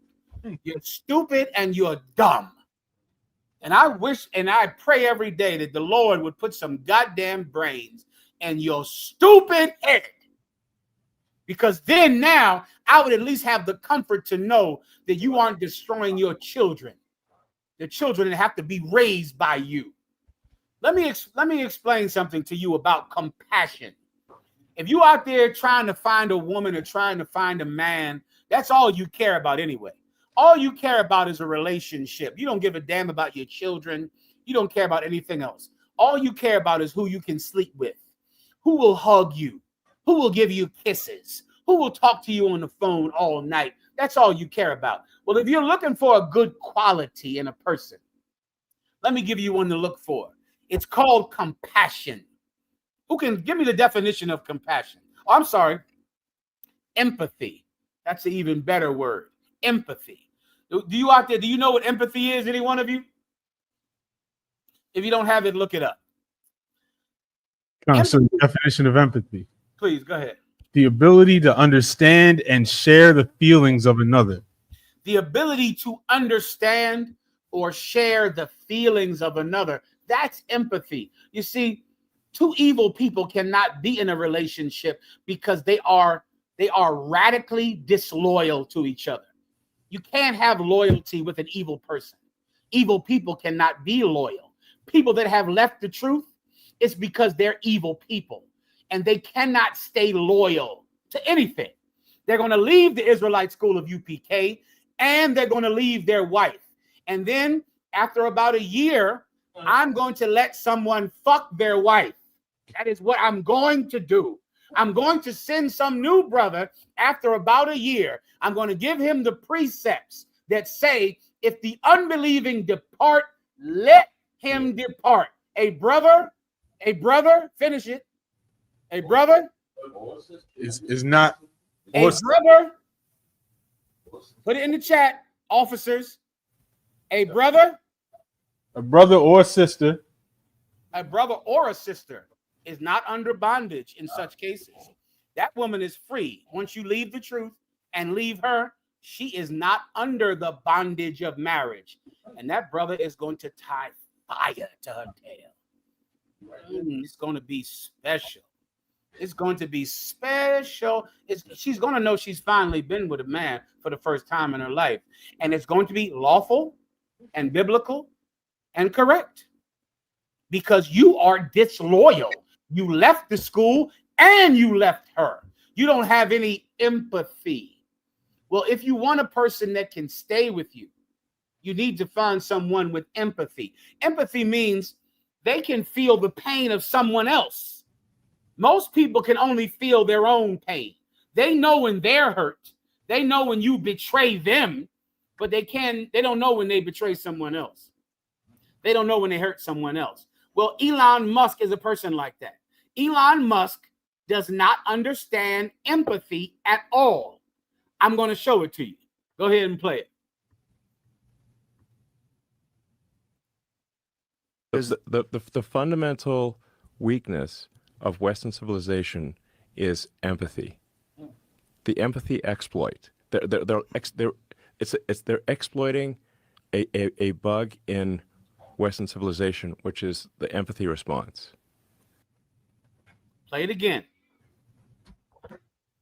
The fundamental weakness of Western Give me one civilization more time. is empathy. The empathy exploit. They're exploiting a bug in Western civilization, which is the empathy response. Stop right there, Ephraim. You understand what he means?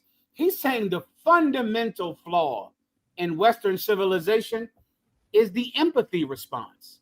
That other people exploit the empathy that people have in America. People in America feel sorry for Haiti. And that's the problem.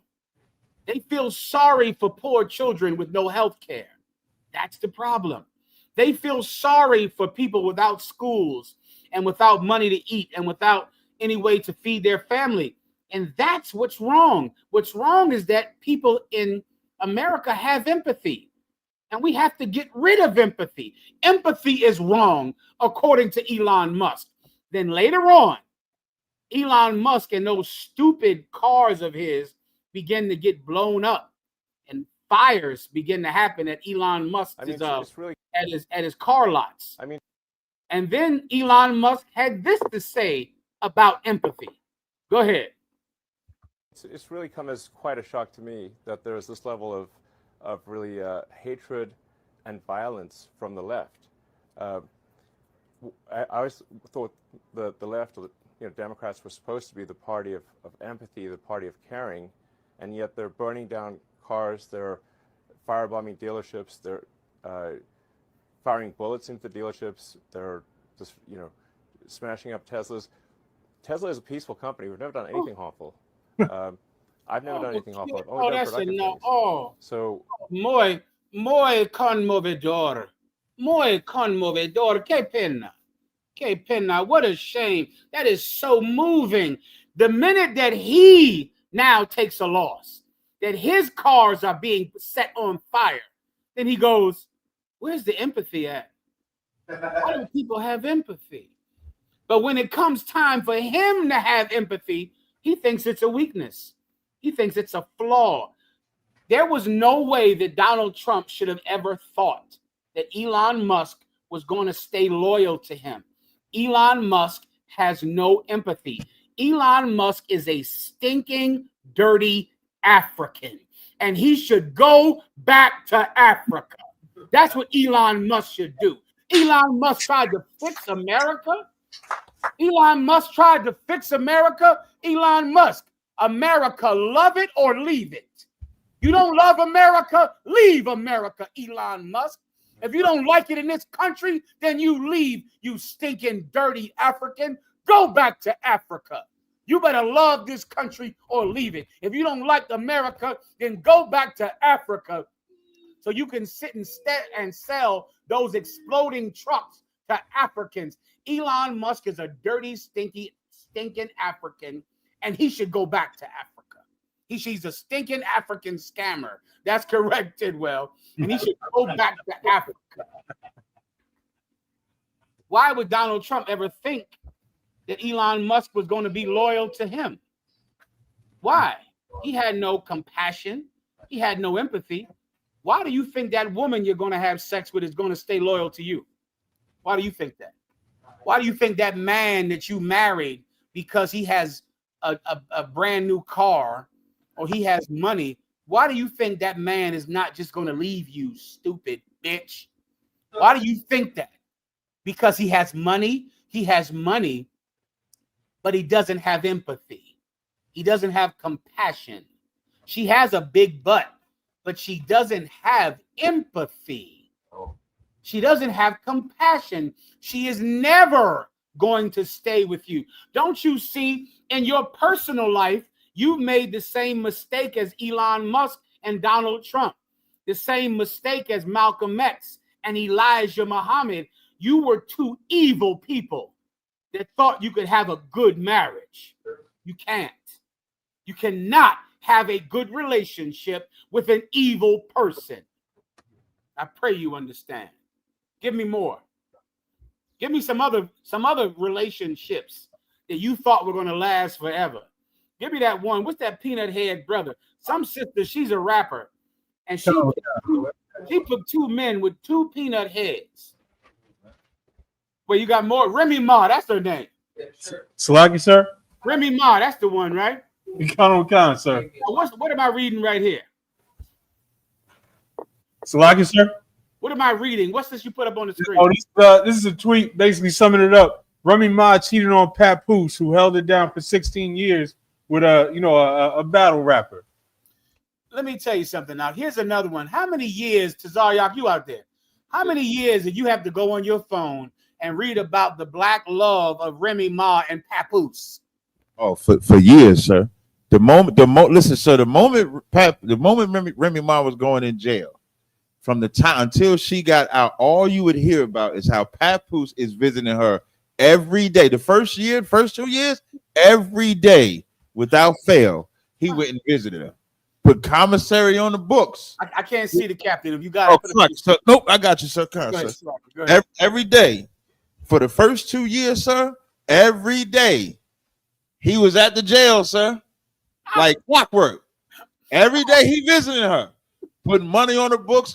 Commissary was full to the max, and this was the epitome of black love. So it couldn't get no better than that. No, loving it, especially a black man being down with the black woman while she in jail, holding her down.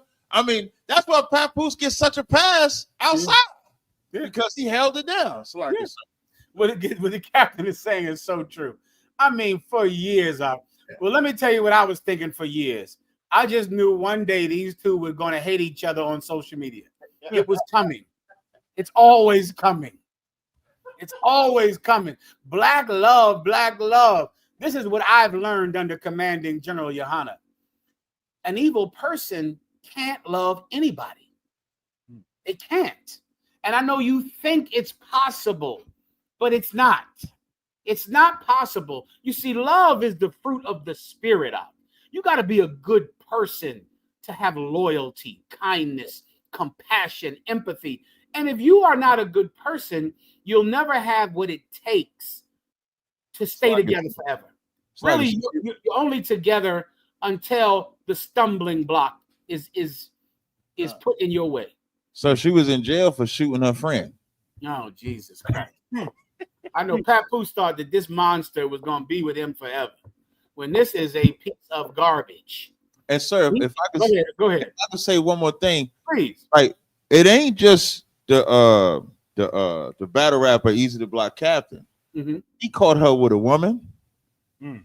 Caught her with a woman. And this ain't the first time she dipped with a man. And here's the crazy part, sir. He says, well, you know, they say for better or for worse, I'm staying in for better or for worse. So Remy is realizing I got a simp on my hands. That's what she is. I can do whatever I want. I could do whatever I want. Leave the camera there. I could do whatever I want because he just keep forgiving me. So I mean, why I gotta stop? That's it sounds like he's a sad, simpy brother. Lord be with him out. He's not in the truth. He doesn't know any better. But Papoose, this is a foul piece of garbage woman you got here. And you done went and had a child with her, and now you're gonna know what hell is really like. Okay, it's a sad thing. Brothers, what you want to look for in a woman is a woman of compassion, kindness, a woman that has a conscience. You got to look for something that is so deep. It's so much more than just the fact that you want to have sex with her right now. It's more than that. And because she's a terrible person, it's like you're requiring you're requiring an animal to do something that this animal can't do. You understand? I can't ask a fish to fly. I can't ask a fish to run. A fish swims. You want this evil person to be a loyal wife to you for the rest of your life. She cannot do that. Right? You're not looking for qualities that would determine whether or not a woman could be with you through the rough times, through the dark days. Can she survive the winter of marriage?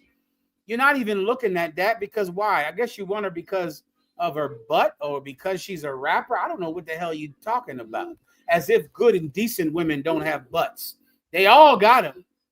They all got beautiful bodies. They all got beautiful faces. But you're not looking for a quality that would determine whether or not she'll be a good woman to you forever. An evil person can't be in a relationship. Elon Musk and Donald Trump can't do it. Malcolm X and Elijah Muhammad can't do it. And Remy Ma and Papoose can do it. Who else can do it? Cardi correct. B can't do it.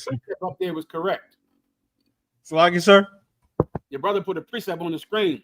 As a jewel is in the nose of a swine, so is a beautiful woman without discretion. That is in perfect precept. Who said that? Be home it. Be home ENT. He's telling the damn truth. You want some woman because of her looks. She's like a jewel in a pig snout. The jewel is in the pig snout, which means the pig is dead, which means you can't touch the pig. You would want that diamond, you would want that jewel in its nose, but I can't touch that pig. I can't touch an unclean animal, so then I can't have it. Do you understand? I don't care what the bitch looks like. You can't have her because she has no compassion. She has no kindness. She has no conscience. Continue. So then we have Cardi B and Offset. Hey, Jesus Christ. This is a shocker that the WAP woman broke up with you, right? I'm sure Offset was stunned that the wet ass pussy woman actually left him. Cardi B, this is another relationship that you thought was going to last forever.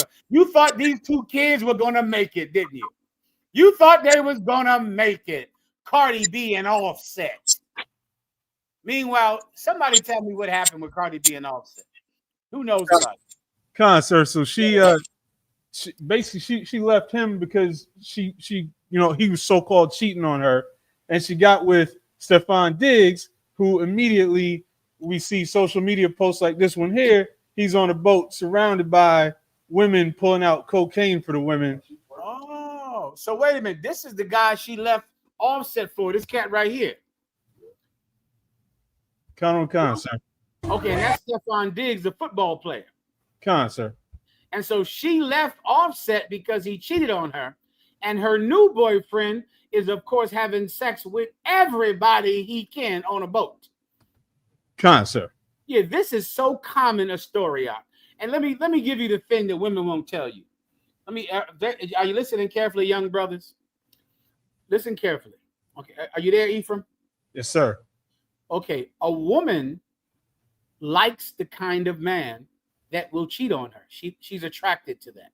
Now, some women are attracted to it because they know that this man is a cookie monster. Oh, I'm sorry, a cookie master. They know he's a cookie master. Some women are attracted to it for that. But let me give you the other side. Some women like it because they know that this man is going to cheat on me, so I will always have a path to leave him. Some women on purpose choose a man who's a womanizer so that one day they can say, I had enough. I'm leaving you for another man. In essence, they choose the kind of man with a built-in reason to leave him. So they can leave him. There is no way that Cardi B did not know that Offset from the Migos was not the settling down one woman kind of man. There is no way that was a shock to her. Is there anyone out there in the chat room that could tell me that Cardi B was totally shocked to hear that the Migos don't go to church every Sunday and only sleep with one woman for the rest of their life? Cardi B knew that Migos, the what's his name? Offset. That Offset, she knew Offset was going to cheat on her. She decided to do it so that when the time comes that she wants to have sex with someone else, she can blame it on him. Instead of her being a whore, she can say, I had sex with this football player, not because I'm a hoe, but because I just got tired of him cheating on me. You knew he was going to cheat on you before you ever had sex with him. You wanted this. You wanted an escape route. You wanted a parachute So she chooses a no good man, knowing that a no good man will give her a reason to leave. Am I tell sisters out there? Tell the brothers what I'm telling you is true. Tell them, sisters out here. I know you don't do this anymore, but you know women like this when they want a bad boy. You ever hear that before, Ephraim? Come on, sir. They want a bad boy. They want a celebrity. They want some rich, living, fast man. Do you think they want him to be with him forever? They want him because it's going to be fun. And when it's time to leave, they can say, I had to leave him. He was just traveling too much on tour. I had to leave him. He was just sleeping with too many groupies. Bitch, you were the groupie. You were the groupie. That's you. He slept with you. And when he slept with you, he had a woman. When he slept with you, he had a woman. Women know that you're going to cheat on them, Mark. These women are not as stupid as they would have you believe. They know it. They know, oh, this type of cat. Now, let me ask you a question. Do you think that she thinks that Stefan Diggs was going to go to church every Sunday, wear a wedding ring, and be home by 5 o'clock? Do you think Cardi B thinks that? Cardi B knows exactly the kind of man that Stefan Diggs is. And when she's ready, you know what she'll say? It didn't work out with me and Stefan. He was just, he just wouldn't stop cheating. And she's going to jump from player to player, hustler to hustler, con artist to con artist, because a bad person gives her a reason to leave. And she wants a reason to leave because she's a whore. She's a stinking whore. Is it her fault? Yeah, it's her fault because she's an adult. After a while, you can't blame it on the fact that you were molested. You can't blame it on the fact that you grew up in the projects. You can't blame it on the fact that your mother was a whore. Once you become an adult, you're going to have to be responsible for your own actions. That's how it is. Now, if you're a child, then fine. Your actions you're not responsible and people can intervene in your life. But once you grow up, you make a decision. The Israelite school of UPK is forcing everyone into a decision. You're going to decide to be a good person, a person of conscience, or you'll decide to be a whore like your mother. But the choice is yours. Anything else? Sir, if I could, it's been so much back and forth on social media with this. Someone in the comments just reminded me that she allegedly started dealing with Stefan Diggs when she was 8 months pregnant with Offset's child. Yuck. Now, once again, do I feel sorry for Offset? No, I don't. I do not feel sorry for Offset because Cardi B has been a whore since she probably was goddamn 5 years old. He's been a whore. He's disgusting. And he went and had a baby with that slut. And now he's stunned and shocked. He can't believe it. It's such a crazy thing that she would cheat on me. Brother, it's not crazy, Yak. It was going to happen the minute that you stuck your penis in her. Really, brothers out there, you know what you're meeting? You're meeting your ex-wife when you go online and meet a woman. That's who you're meeting. You're not meeting your wife. You're not meeting your girlfriend. You're meeting your ex-girlfriend. You're meeting your ex-wife. Really, when you're talking to a woman, you should interview her about the kind of ex-woman she's going to be. You should say, how you doing? My name is Mahayaman. What's going on? Listen, do you key people's cars after y'all break up? Do you break windows? Tazark, when I was young, some bitch broke my windows in my brand new truck one time. Let me tell you something, man. I think about that probably once a week. I went and got a brand new bright red truck. I come outside, all the windows of my truck are busted. Sister Tazalaya, no, she was with me. She hung in there with me, Tazalaya. She come outside, Tazalaya, me and Tazalaya come outside. Somebody broke all the windows of my truck. She said, who did it? I said, I don't know what's going on out here. That's a bad neighborhood. This neighborhood is She said, Mahayaman, somebody bust all your windows. What? We got to move. This is a bad neighborhood. Let me tell you, I was young. Let me tell you. And then, of course, I met Commanding General Johanna. And I realized, of course, you know who's going to eventually be your ex. You understand? You know it already. You just don't care.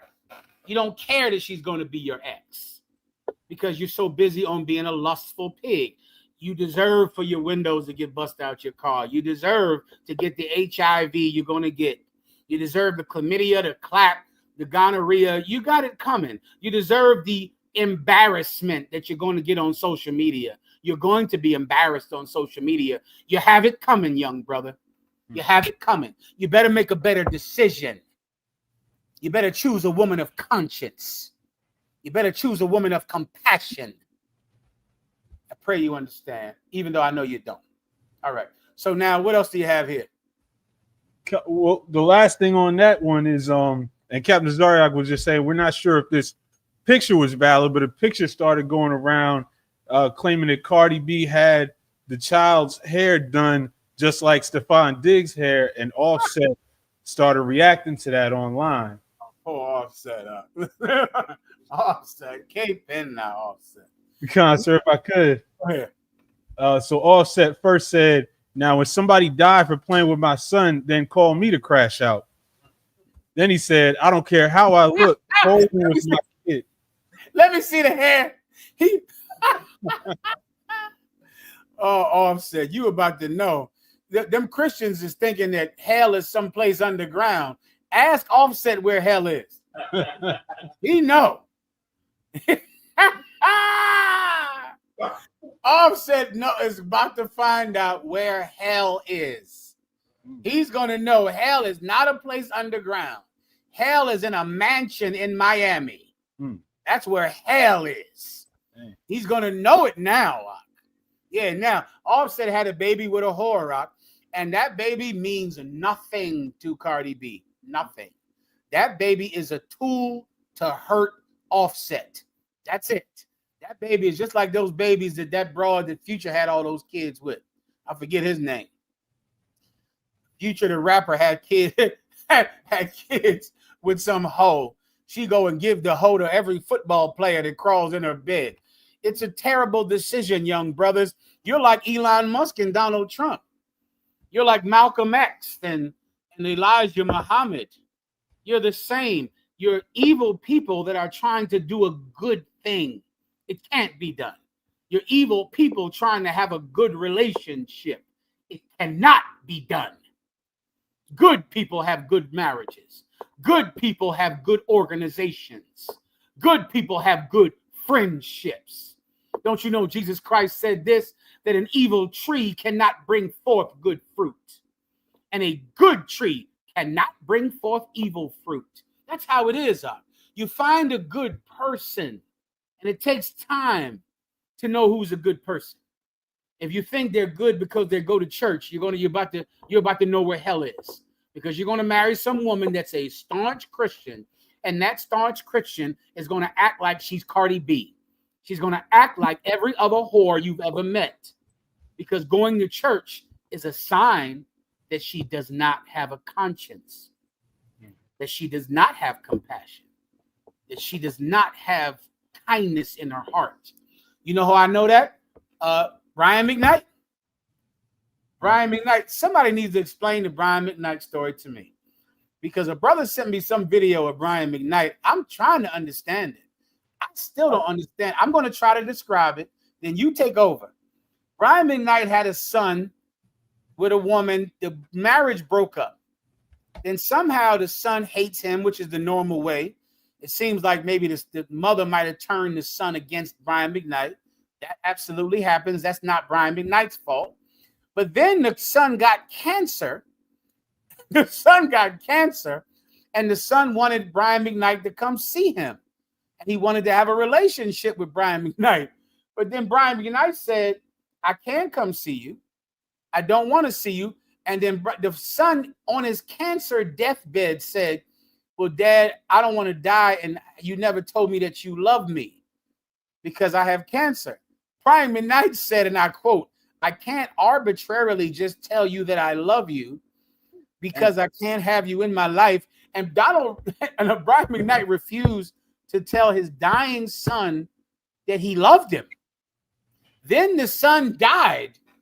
And then Brian McKnight said, I can't have negativity in my life.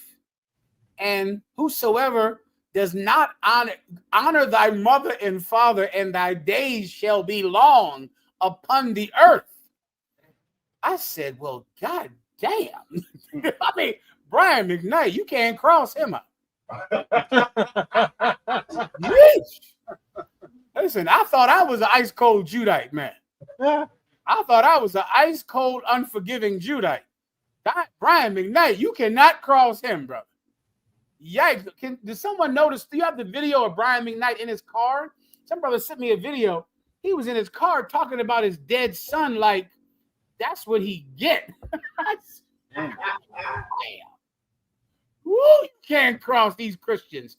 Well, Brian McKnight grew up in church. He went to church. And many times going to church just makes you more cold, more evil. It gives you less of a conscience because you think you're perfect, you think you're saved, and you think everyone else is just garbage. It's like Jenner. Please, if you know what I'm talking about, break it down. No, I'm looking on this article and I'm listening at what Brian's saying. And Brian said, I'm gonna read what he said. He said, the last time he and I spoke, we offered him all the help we could provide. We had the #1 oncologist on deck for him and a team of specialists on standby with private care in our home. Brian said he and his mother declined. He said the door of communication was open and remained open till death. So maybe that play a part why he wouldn't do it. That makes good sense. I'm not doubting that. Because, of course, I know she's a Christian too. Yes. I'm not doubting that. You know, I don't know who's at fault.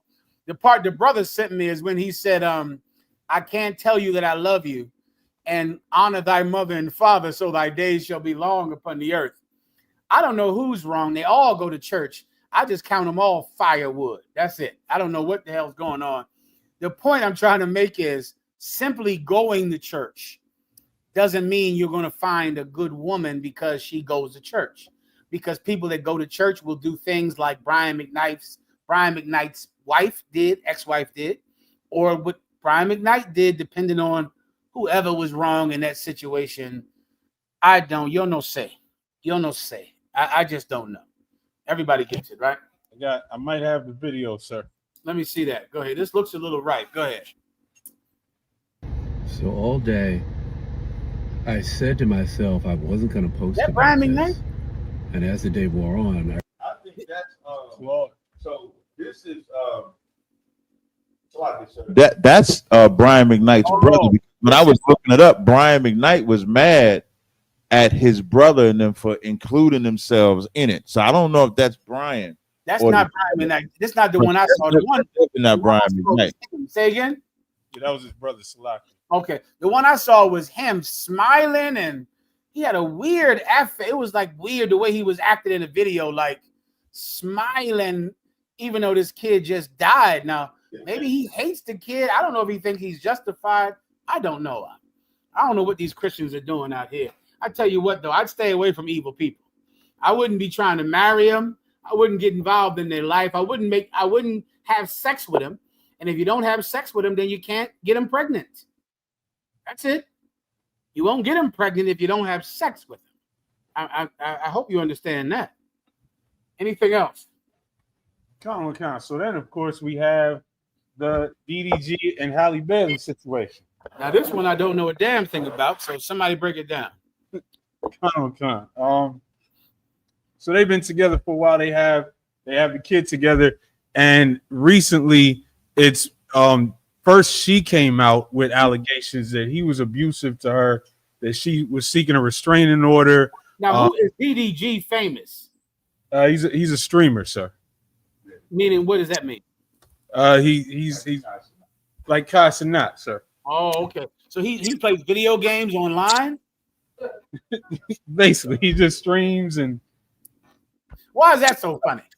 They trying to embarrass me. Who the hell is DDG? Does he do something? Is he a rapper or a singer or something? People just enjoy watching him, sir. Right. Okay, don't sweat. People enjoy watching DDG. He's very famous. He's very popular, like Kai Cenat. Khan. And what does he do? What they watch him do? What? You know, I've never watched his streams myself, sir. Oh shit. He's doing something on there. People love to see it. All right. So he's famous, and he married. Who did he have sex with? Oh, he is also a rapper, but okay. He married Halle Bailey. Halle Bailey, that's that little broad to be with that grown woman, her sister. The Little Mermaid. The Little Mermaid. Okay, I remember that. So he went and had sex with the Little Mermaid, the sister. They had a baby. They was all in love for a time. Khan. They in love. Everybody thought they were going to be together forever. Is that right? That was one of those relationships that everybody loved talking about. One of those like Elon Musk and Donald Trump. Everybody, they thought they were a match made in heaven. They were going to stay together forever. Keep going. And so then she came out with these allegations recently. Sought a restraining order, said that he was physically abusive to her, that she needed to get the child away from him. And this was all, of course, in the court of public opinion on social media. Mm-hmm. And now he came back and released text messages from her showing her personality. And I'll put a couple of those up on the screen. Solid.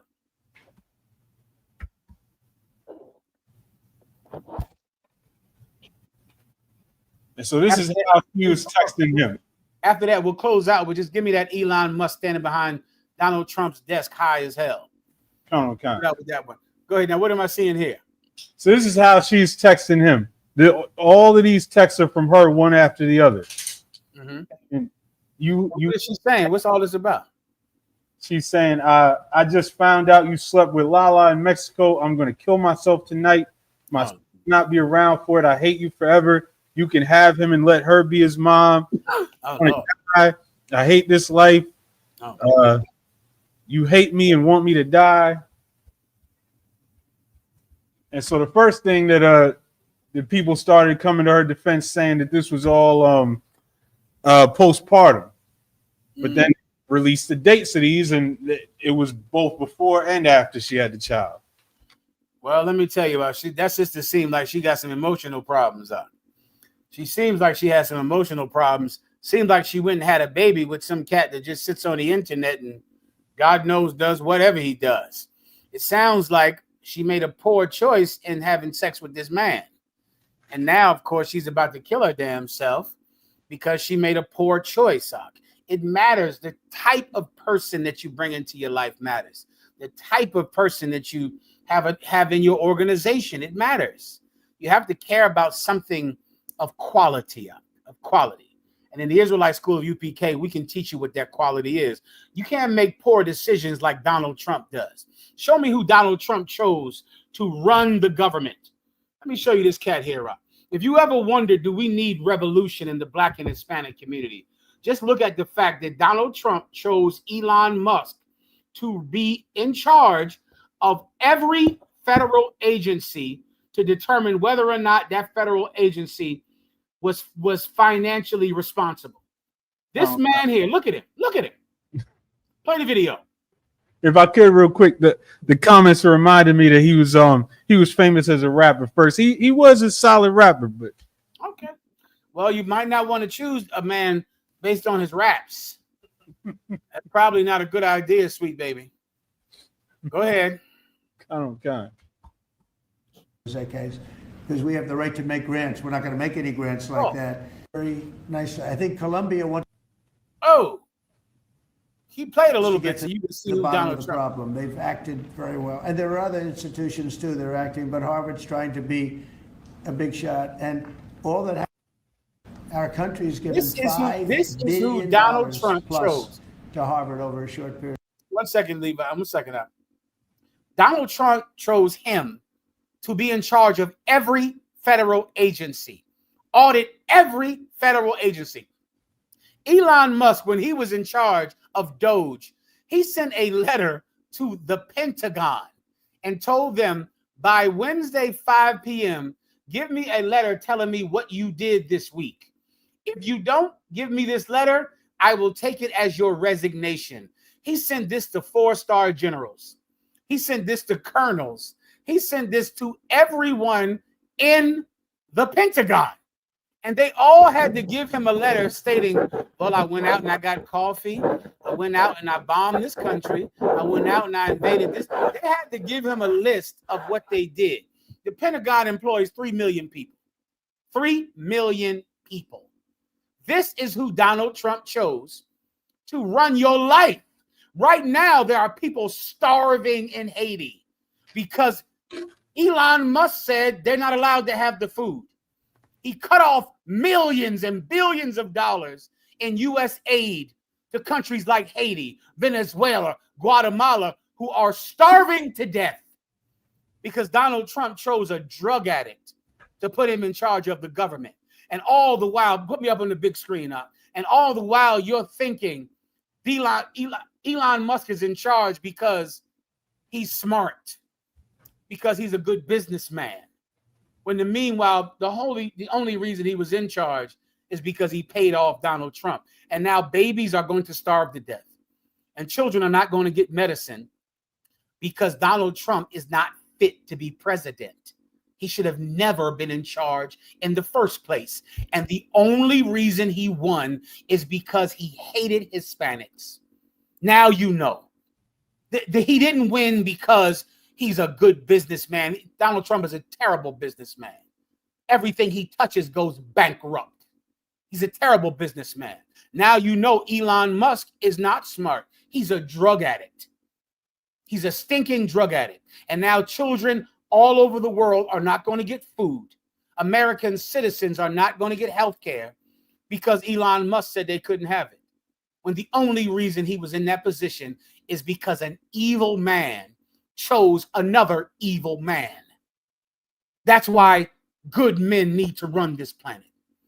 Good men need to be in charge. Good men need to be in the seat that makes decisions, and that will never happen until we all become the kind of people that choose a good man.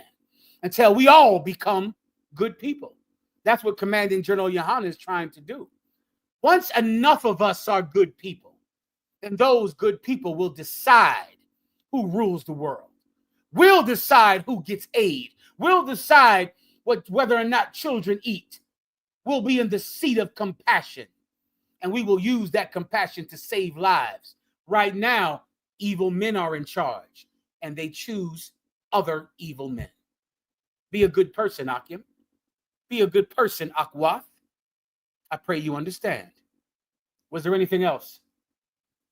Wow, sir, that's all. With that, I want to say Thawada, who's in here with us tonight?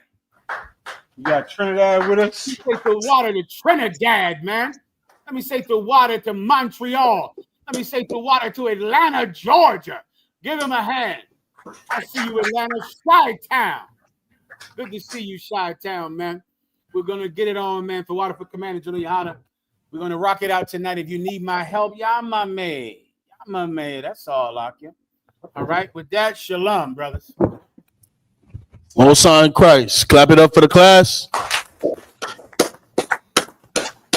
Men of Israel, we're going to give one courtesy salute to the teacher. Men of Israel, I majum, which means to stand. Majum Shabbat. I majum. Barak. Yahweh Ba'ashem. Yahweh Ba'ashem, Yahweh Shai Barakatham. Shalom. Yajam Matar. Sword to the sister. Sister Amajam. Men of Israel, we're going to give one courtesy salute to the sisters. Men of Israel, Amajam Shabbat. Amajam. Barak.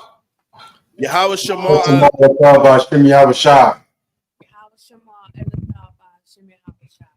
Yajam Matar. Dismiss.